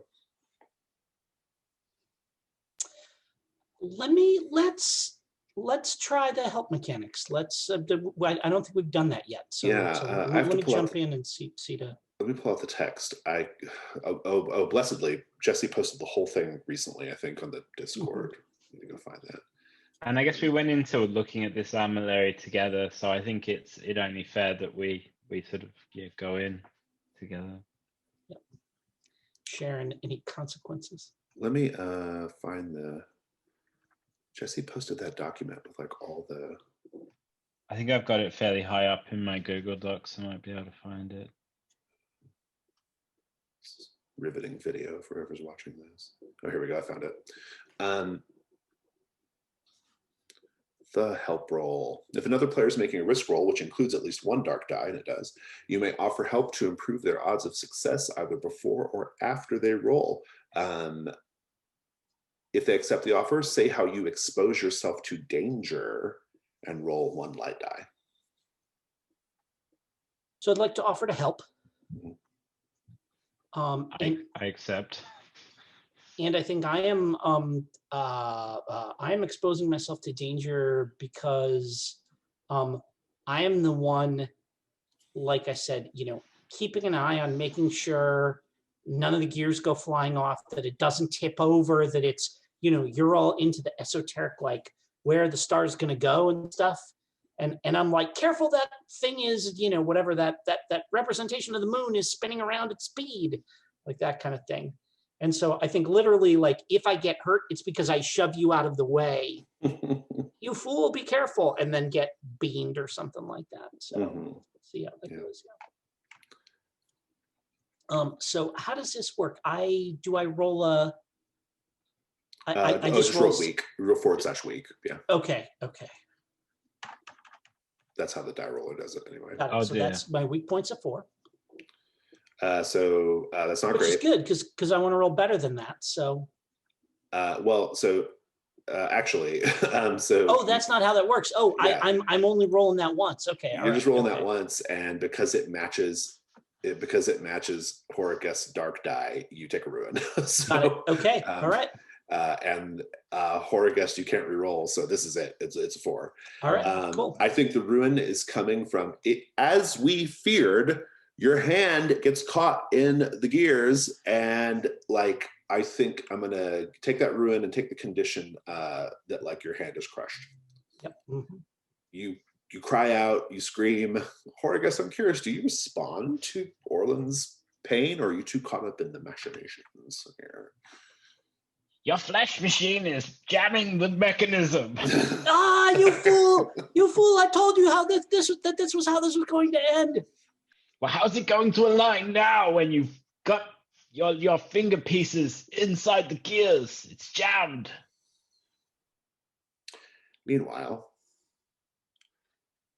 you all start to hear the singing of like a shanty or a drinking song coming from down below the tree, down at the base of the tree. The song is vulgar, tells tales of skullduggery and whoring and other unsavory things, but it's charming and up-tempo. And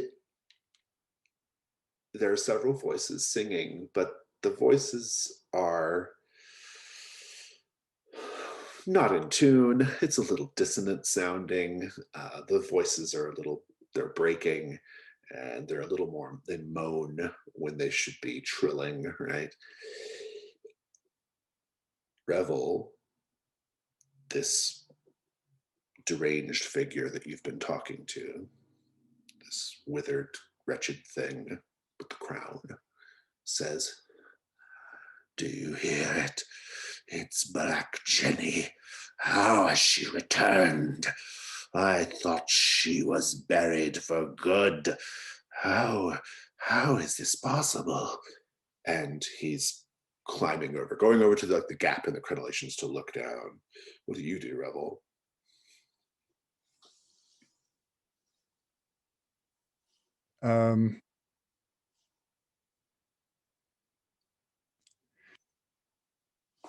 Might give him just a tiny bit of a push. Oh, interesting. As you're approaching him to do that, you hear Myrna down below say, "I don't know who you are, but get away from that tree." And the revelers stop singing and they laugh. And Myrna says, "Oh, you think you can, you think you scare me? You think you're going to intimidate me? You're not. I intimidate you."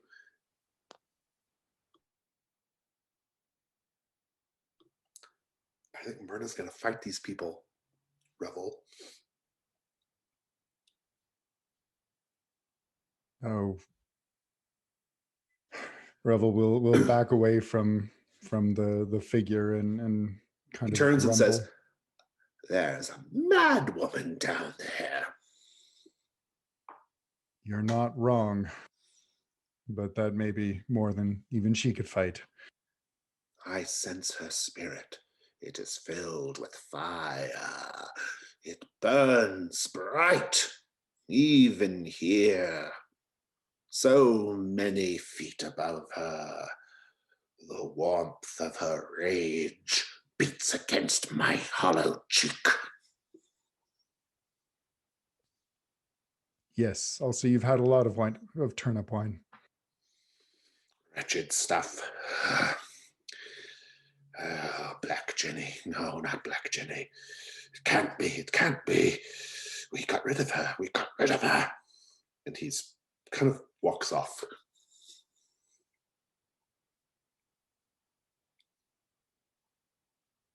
He'll shout back to the others, "We may have some trouble down below. Myrna might be picking a fight."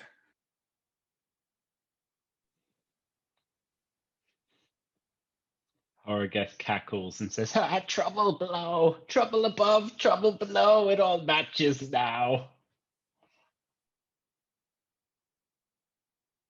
Great. And I think What do he'll you do? make for the tree branch again. You gonna climb down there? He'll get a look from above before deciding.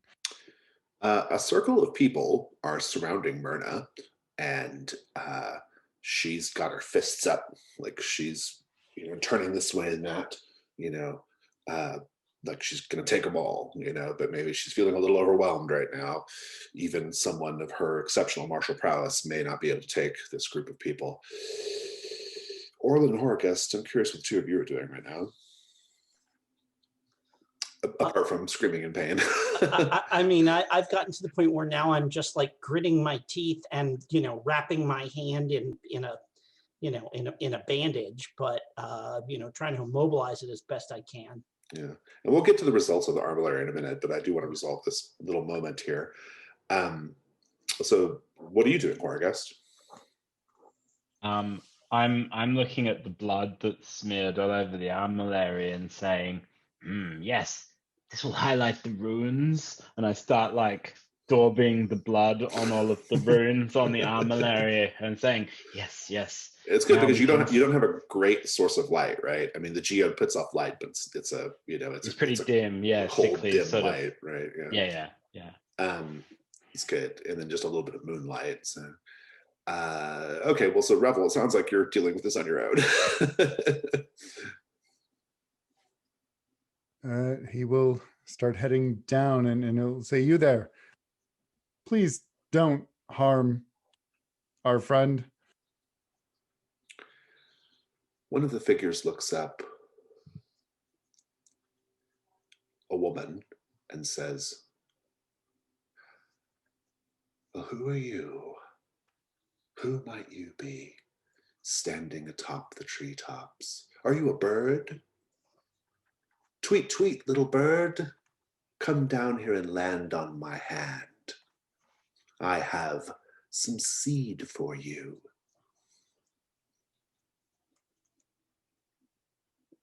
Unfortunately, I am no bird, and this is quite a drop. So you can't fly, then? Well, what do you want?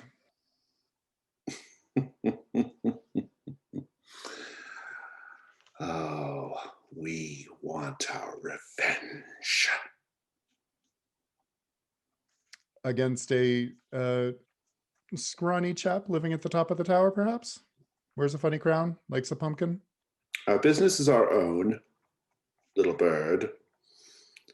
And she gives a signal, and 3 of her men, there are 5 total, they begin like climbing the tree, but not like branch to branch climbing the tree. They're climbing it like 4-legged animals, like Spider-Man. They just start going, and they're just like, and are rapidly crawling, going up the tree. What do you do?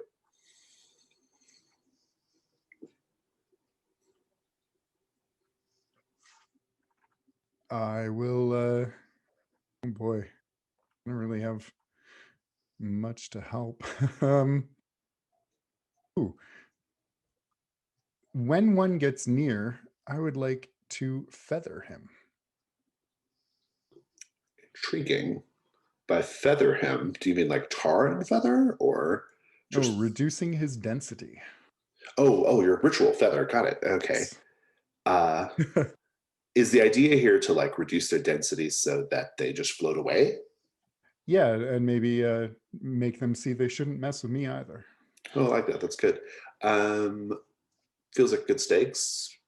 What could go wrong, Jim and James?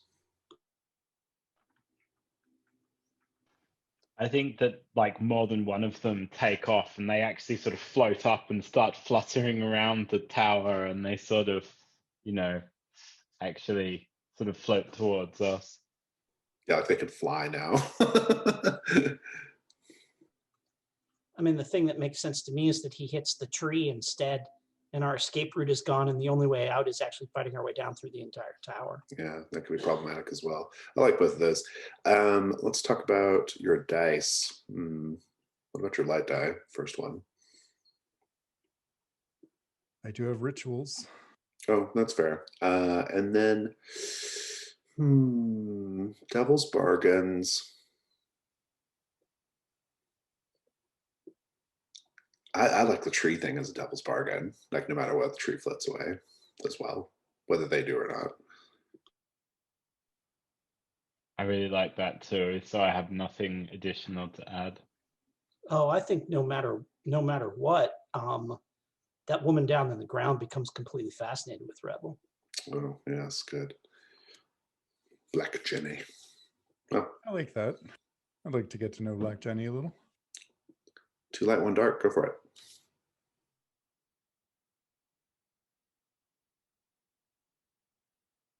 It's a 4.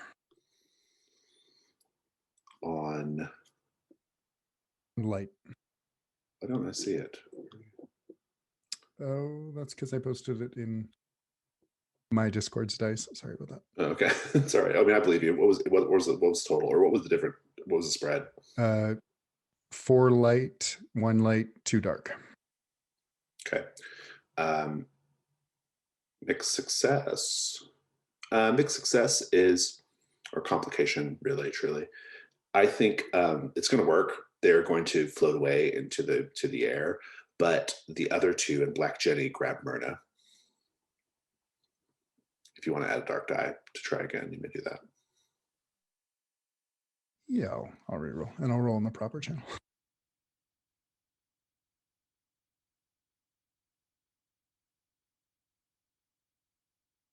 It's a 6. Hey, sounds good. Full success. Go for it. So I when he starts chanting under his breath as he readies the ritual, and the tattoos around his throat give off a little bit of a glow. And as one of the figures gets close, he just taps it lightly on the forehead and watches as it floats off like a balloon without a string. And then You can do them all. There's 3. yeah, and he just boop boop, and then looks down at the others and say, "Anyone else want to go for a flight?" Black Jenny mutters in a stage mutter.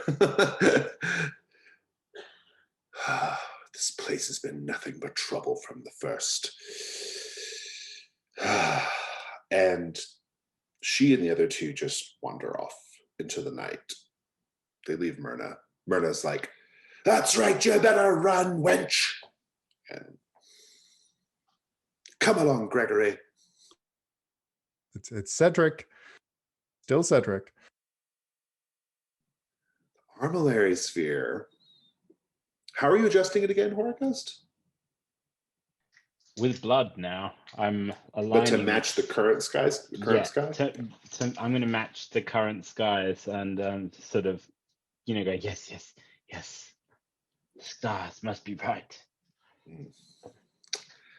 I am into this. Let's go to the text of the incursion dungeon. Let's have a, well, sadly, let's have a D8. If you have a D8 handy, please roll a D8. I might just have to do that on Google because I don't have a physical dice. I don't have any handy either. Yeah, let me just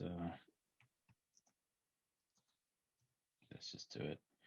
All right, I roll a D8. Oh, are you kidding? I got a 1. I mean, it's all equal.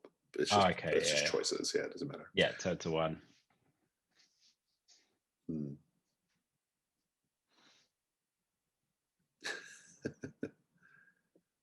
Okay.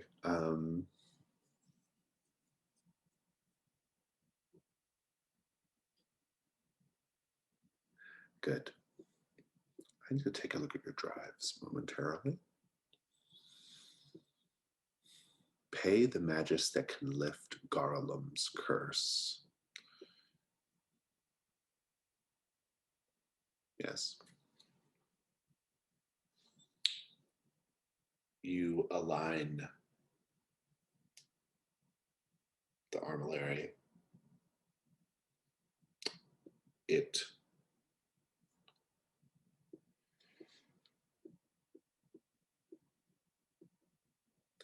begins to glow with a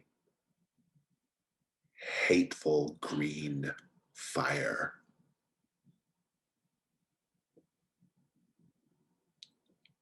And you feel a lurch, Horagest. Like you're suddenly drawn somewhere else, pulled somewhere else, a rushing, a falling. And you see, towering above the tower, a titan, a giant, a man in bronze armor, with a spear that seems to reach to the sky, and a helmet in the shape of a wolf's head. And only you see this, Horagest. It says,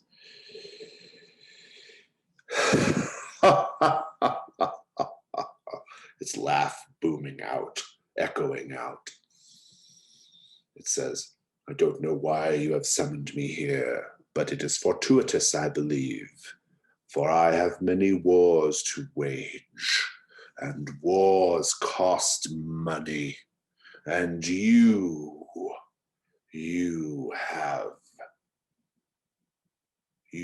are the riches of the earth. I shall put you to good use in good time. And he laughs and then disappears, and you're back as you were with Orland's bleeding hand and all that business. That was unexpected.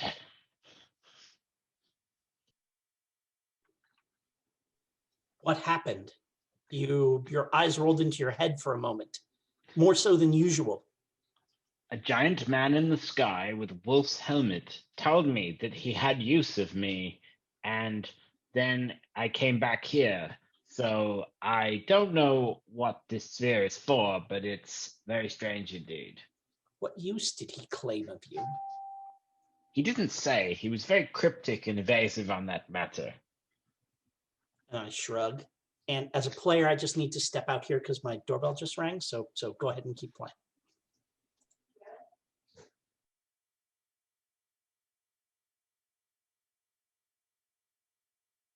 Or sorry, well, Revel, where are you? What are you up to right now? What are you doing? I think he'll have climbed his way back into the roof and is loudly saying, well, just took care of one problem while you two played with your shiny toy.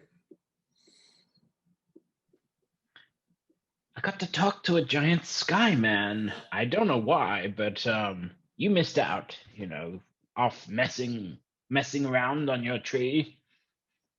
What a coincidence. I just made 3 new Skymen. Ha ha ha, I don't get it. You may want to just look out above in the next 10 minutes or so.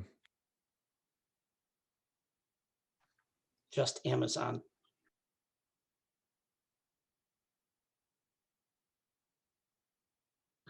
Well, I need to take a look at the dungeon really quickly, if you'll just give me a moment.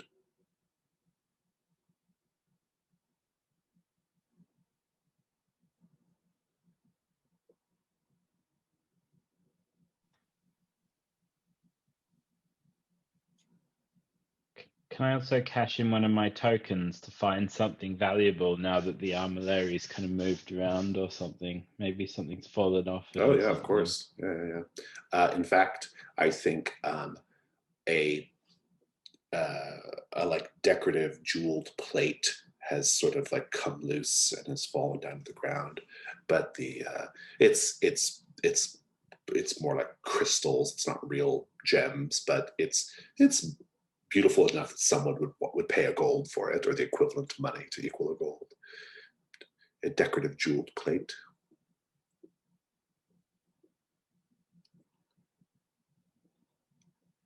I'm still making sure I got all the things I need here.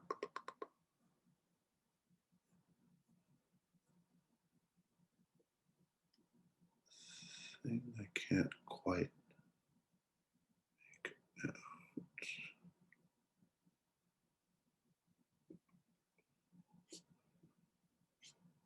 Good. Okay. So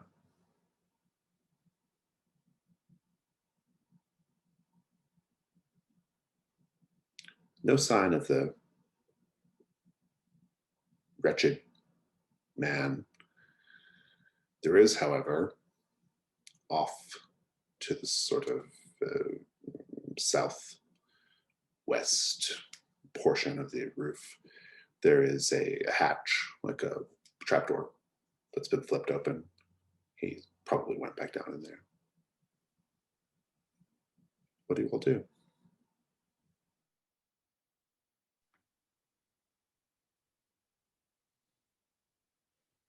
Can I read it, check Jim? on the?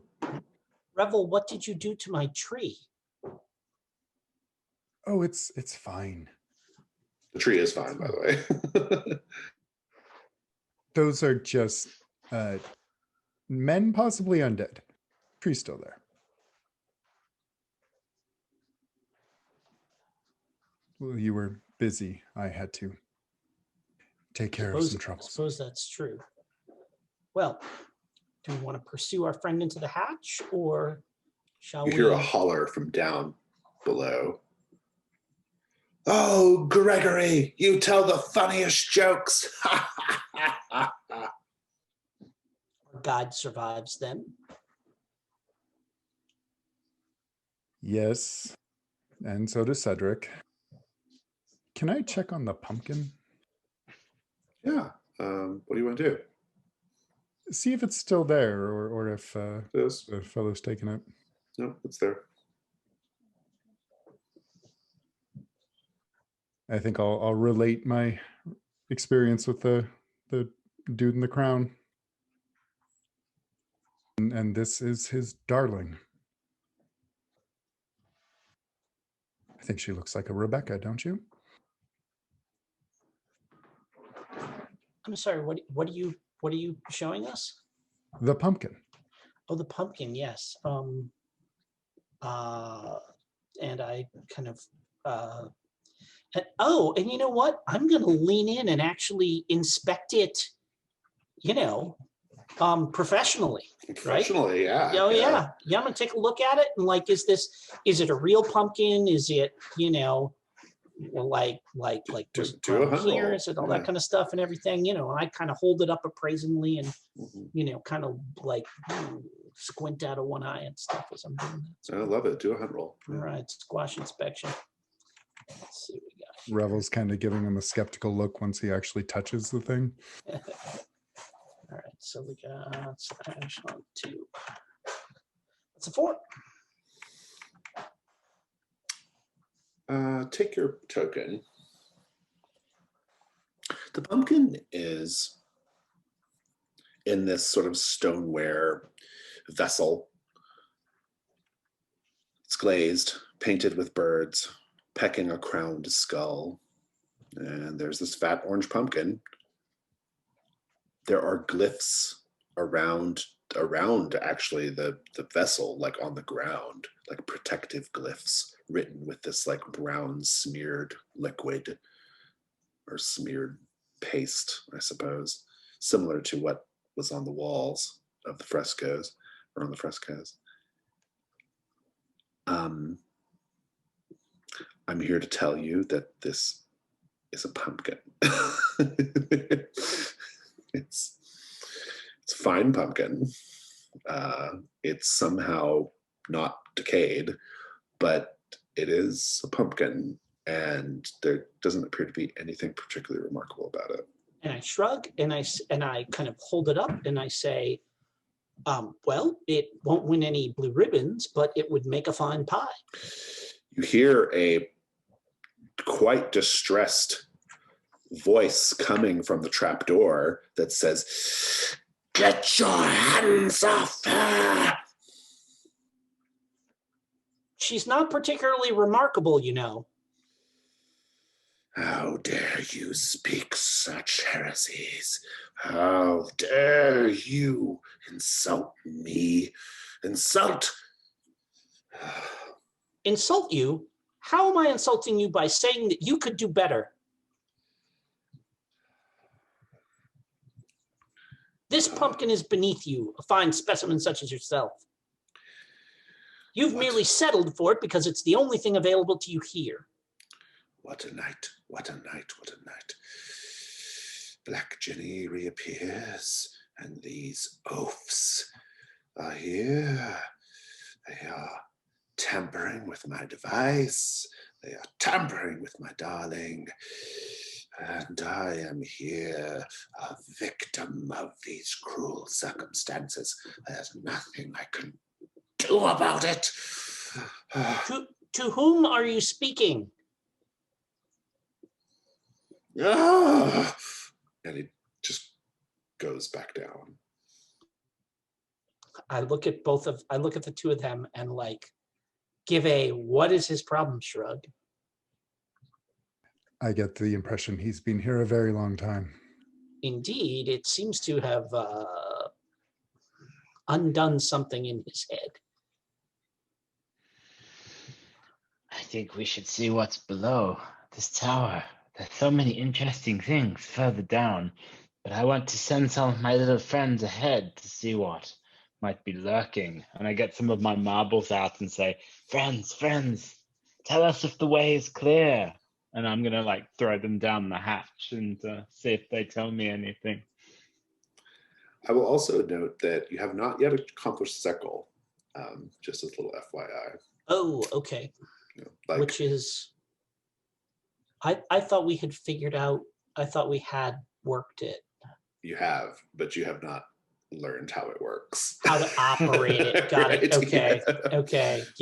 Yeah. Got it. So okay. just as a little note. You don't have to. I mean, you can keep going, obviously. It's a difference between a gun going off in your hands and actually shooting something with it. Right, So, precisely. okay. Yeah. All right. Can I add that pumpkin to my gear? If you can take the pumpkin. Yeah, I'm taking the pumpkin. Yeah, take the So, like pumpkin. I said, it's a perfectly nice pumpkin. Yeah.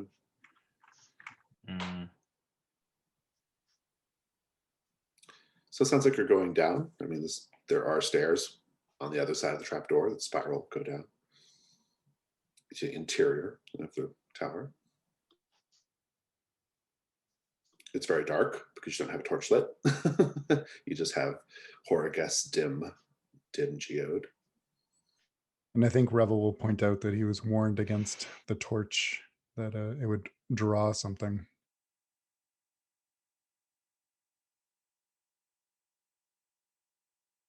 So perhaps we should rely on your lovely little light source.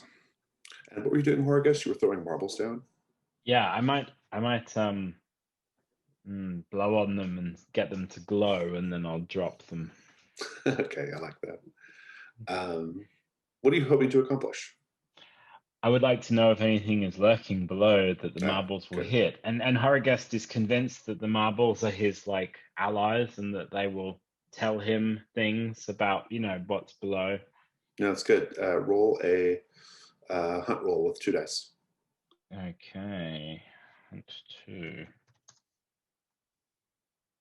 Oh, I got a 6. Nice. Take your token. You drop the marbles down, and some of them land on a landing. The stairs seem like they go further down because you hear the marbles clacking further down even. But Some of them land on a landing, probably the next floor, the tower, and they're still glowing. You said, right? Mm-hmm. And reaching into the dim glow of the marble is a little baby hand, tiny little baby hand, reaches for the marble, touches the marble, rolls it back and forth, but doesn't make, it's like it can't quite get control of it, can't quite hold it, and then it just retracts. That's the same things I saw out of the windows.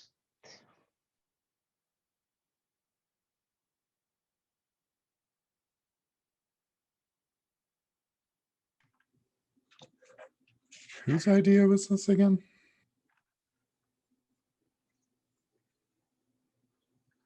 Whose idea was what?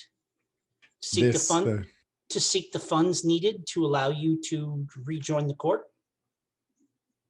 You have a point. I take it back. My insides are Should I get turning to going now? gems. I need funds immediately. This elixir is not going to pay for itself.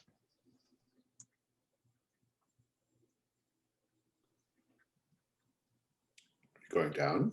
I think I'll just look at Horgus pointedly and raise my eyebrows. You have the light. Yes, but we've established that it's full of strange baby-like creatures.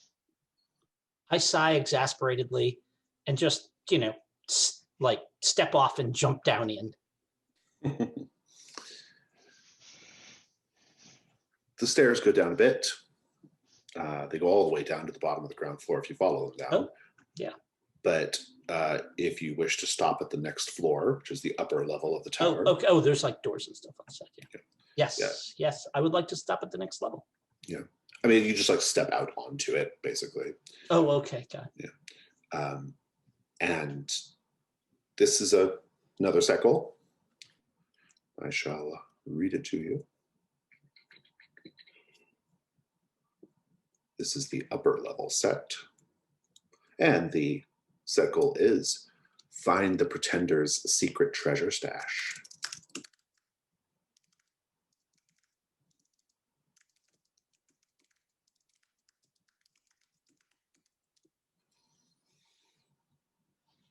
What you see is, well, we could show a map. It's only fair.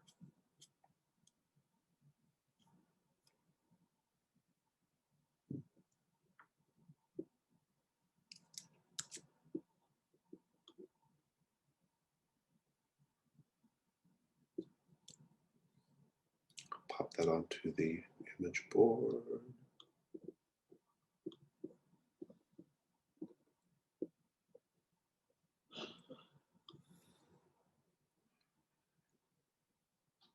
So the stairs deposit you there in that little kind of orange slice shaped shape, which is the stairs. And kind of catty corner to that, kind of in the direction of the tree, that's the windows. That's the eyes of the tower. And it's mostly just a big kind of empty space, although it's quite dark right now. And so I don't think you can really see much. There's a little bit of moonlight coming in. So you can see a little bit around that area over by the windows, but any further in, you're not going to be able to see much.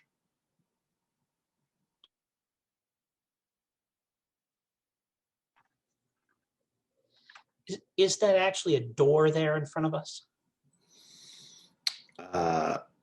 Like a busted door? Yes, yeah, it's busted. Yeah. Cool. Then I'm gonna just step up, assuming it's like whatever, like an old wooden door or plank door or something like that. I just pull my crowbar out of my pack, and I'm just gonna lever it off the hinges, snap a couple of planks off of it, and see if we can't whatever, make our own torches to light off of Rebel's torch. Yeah. Well, So we've Revel got doesn't have a something to- torch currently. Oh, I thought you did. No, it got thrown over the okay. edge. Oh, okay. by the Okay. Oh, guy. you've used them all up. Or Sorry. we might have another one. But there's not one lit though. Is what I'm saying. Okay. Okay. If somebody wants to light a torch, by all means, go ahead.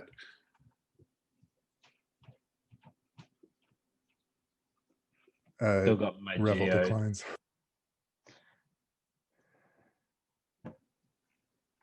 Oh, okay. So that was me as a player thinking that Revel had a torch. I missed when No. I didn't realize he'd used them all up when he threw that last one. Well, over. it sounds like Revel doesn't want to light one. It's not a matter of using them up. Wait, you have a torch? The strange crowned man said the fire draws something. All right. Very well. We've seen what that could draw, and I'd rather not have to deal with whatever those baby-faced things are. Or the herons.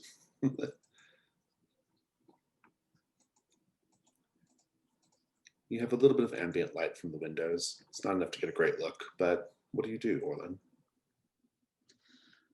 I sigh, and I just, I kind of take my shovel out, and I kind of do a little sort of sweep it in front of me across my feet, to make sure I don't step into, any like gaps in the floor or anything like that. I just kind of give it a little tap as I go to make sure that I'm stepping on solid ground. I think that's great. Do a hunt roll. All right. You can take 2 dice with the shovel. Cool. That's a 4. Take your token.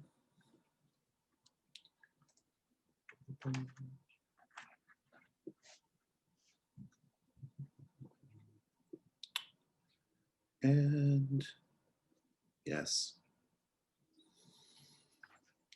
you are swinging your axe around, or your shovel around, tapping around, trying to find. You can tell there's definitely like a structure inside this room. That's the sort of large, sort of interior room you see on the map there. You can tap out that wall. And in the light of the moonlight, the very dim moonlight, there is on the windowsill a baby's head with 2 baby arms coming out of the head and beautiful white wings coming out of the head, like a little angel thing. And it like is considering you, looking at you, and then it just goes and blasts you with a beam of heat. Oh shit. Okay. Combat. Yeah. Here we go. Are you all entering the combat with this? I actually need to step out for a moment. Okay, so, go ahead. So let's take 5. Let's take 5. Yeah. Okay. Cool. All right. Okay, so we're back. As it turns out, Jim, who has some moving and home issues that he's dealing with right now, Jim can't be here at the moment. And so what we're going to do, because we're pretty close to our time, viewers, is we are going to just go ahead and call it. So I'll remind you that what we saw last was one of these ghostly, winged baby heads, little baby hands coming off the head. And it sort of like opened its eyes wide and its mouth wide in this sort of like spectral wail and unleashed this like bright beam of energy. And that's where we'll cut. And I think what I want to do now is just, let's do some stars and wishes, and then we will check back in with Jim next time. So stars are things that you enjoyed about the session. Wishes are things that you hope to see next time. Who wants to go first? I can start. Stars to basically all the personalities in this session. We got Myrna and the the hermit and I'm sorry, I always have to look up Horgast. Um, just it's been fun seeing all the kind of more gonzo stuff Eclectic. and yeah, Eclectic personalities. eclectic. That's a good word. So stars for that. Yeah, star for me. I'm super enjoying playing the Pretender. This character trope is something I do a lot, and so I like it, and it's my comfort zone in role playing, and so that's mainly why I chose this dungeon to run. I just like this sort of like type of character, and um, I have my go-to characterization for such characters, but I think it's a good one, and it's a workhorse characterization. So it worked out great. It seems like everybody enjoyed it, so I had a good time. I loved. I thought all of you did a great job in the role play. I particularly thought that there was an interesting. There's an interesting dynamic between the characters, which I think is still forming and still sort of taking shape, and that might be my wish as well. But I like this budding dynamic and kind of where it's going. You know, the last time we saw these characters, because it was a one shot, we had to kind of just get in there, get the dungeon done, and there wasn't a lot of time to really like explore around the edges and in between the characters, right? We didn't really have time to like let things breathe just because there was no time, right? But here I feel like we have a little bit of time, and so as a wish, I also am very excited to see everyone just sort of settle into their characters, settle into their characterizations, particularly their interactions with each other, and and kind of continue to develop that. We have plenty of time. Like, we've got 2 more sessions to finish this dungeon that you're like literally 50% done with. So I think we'll be okay. Really more than 50% if we include the village. So, but yeah, those are mine. I suppose for me, my star is so the same as others as we already heard about, like having a lots of sort of eccentric NPCs and characters like bouncing off each other. I find that enjoyable as well. I Another thing, just with the art, to give the example of the armillary. Last time I dealt with a complex kind of astrological magical device was in D&D 5th edition, and this kind of story gaming, like rules light approach to dealing with a complex device is much more interesting, because I find sometimes with those crunchy games where basically if you don't roll for everything, you're basically fudging the rules. I find solving complex device puzzles often is kind of tedious. Whereas I think this is much more my style of like the fictional solution to a complex sort of device. So that's a big star for me. And I think the wishes is for me as well is the dynamic, you know, like of a series of fairly eccentric, you know, especially like Orlin and Horrorguest are both, you know, somewhat strange sort of outsider type individuals, and just seeing Revel being like a bit baffled by their behavior a lot of the time. I think that dynamic, you know, I'd like to see that grow as well. Yeah, I'll put in another wish for Black Jenny. I'll be excited to see Black Jenny again, and what that means for her to be like kind of intrigued by Revel. So put that there as a reminder for myself, if nothing else. Any wishes, Drew, or I don't know if you said wishes or not. I know you said stars, but Didn't, yeah, I just got the stars. Yeah, I'm looking forward to I'd like to see Myrna kind of see how she actually is in a fight. Let's yeah, put some money Yeah, where her mouth is. seconded. She's pretty awesome. Great, awesome. Well, I think we'll just call it there. It feels good. If you're watching the video, thank you for watching. We'll be back next week. Let's stop this.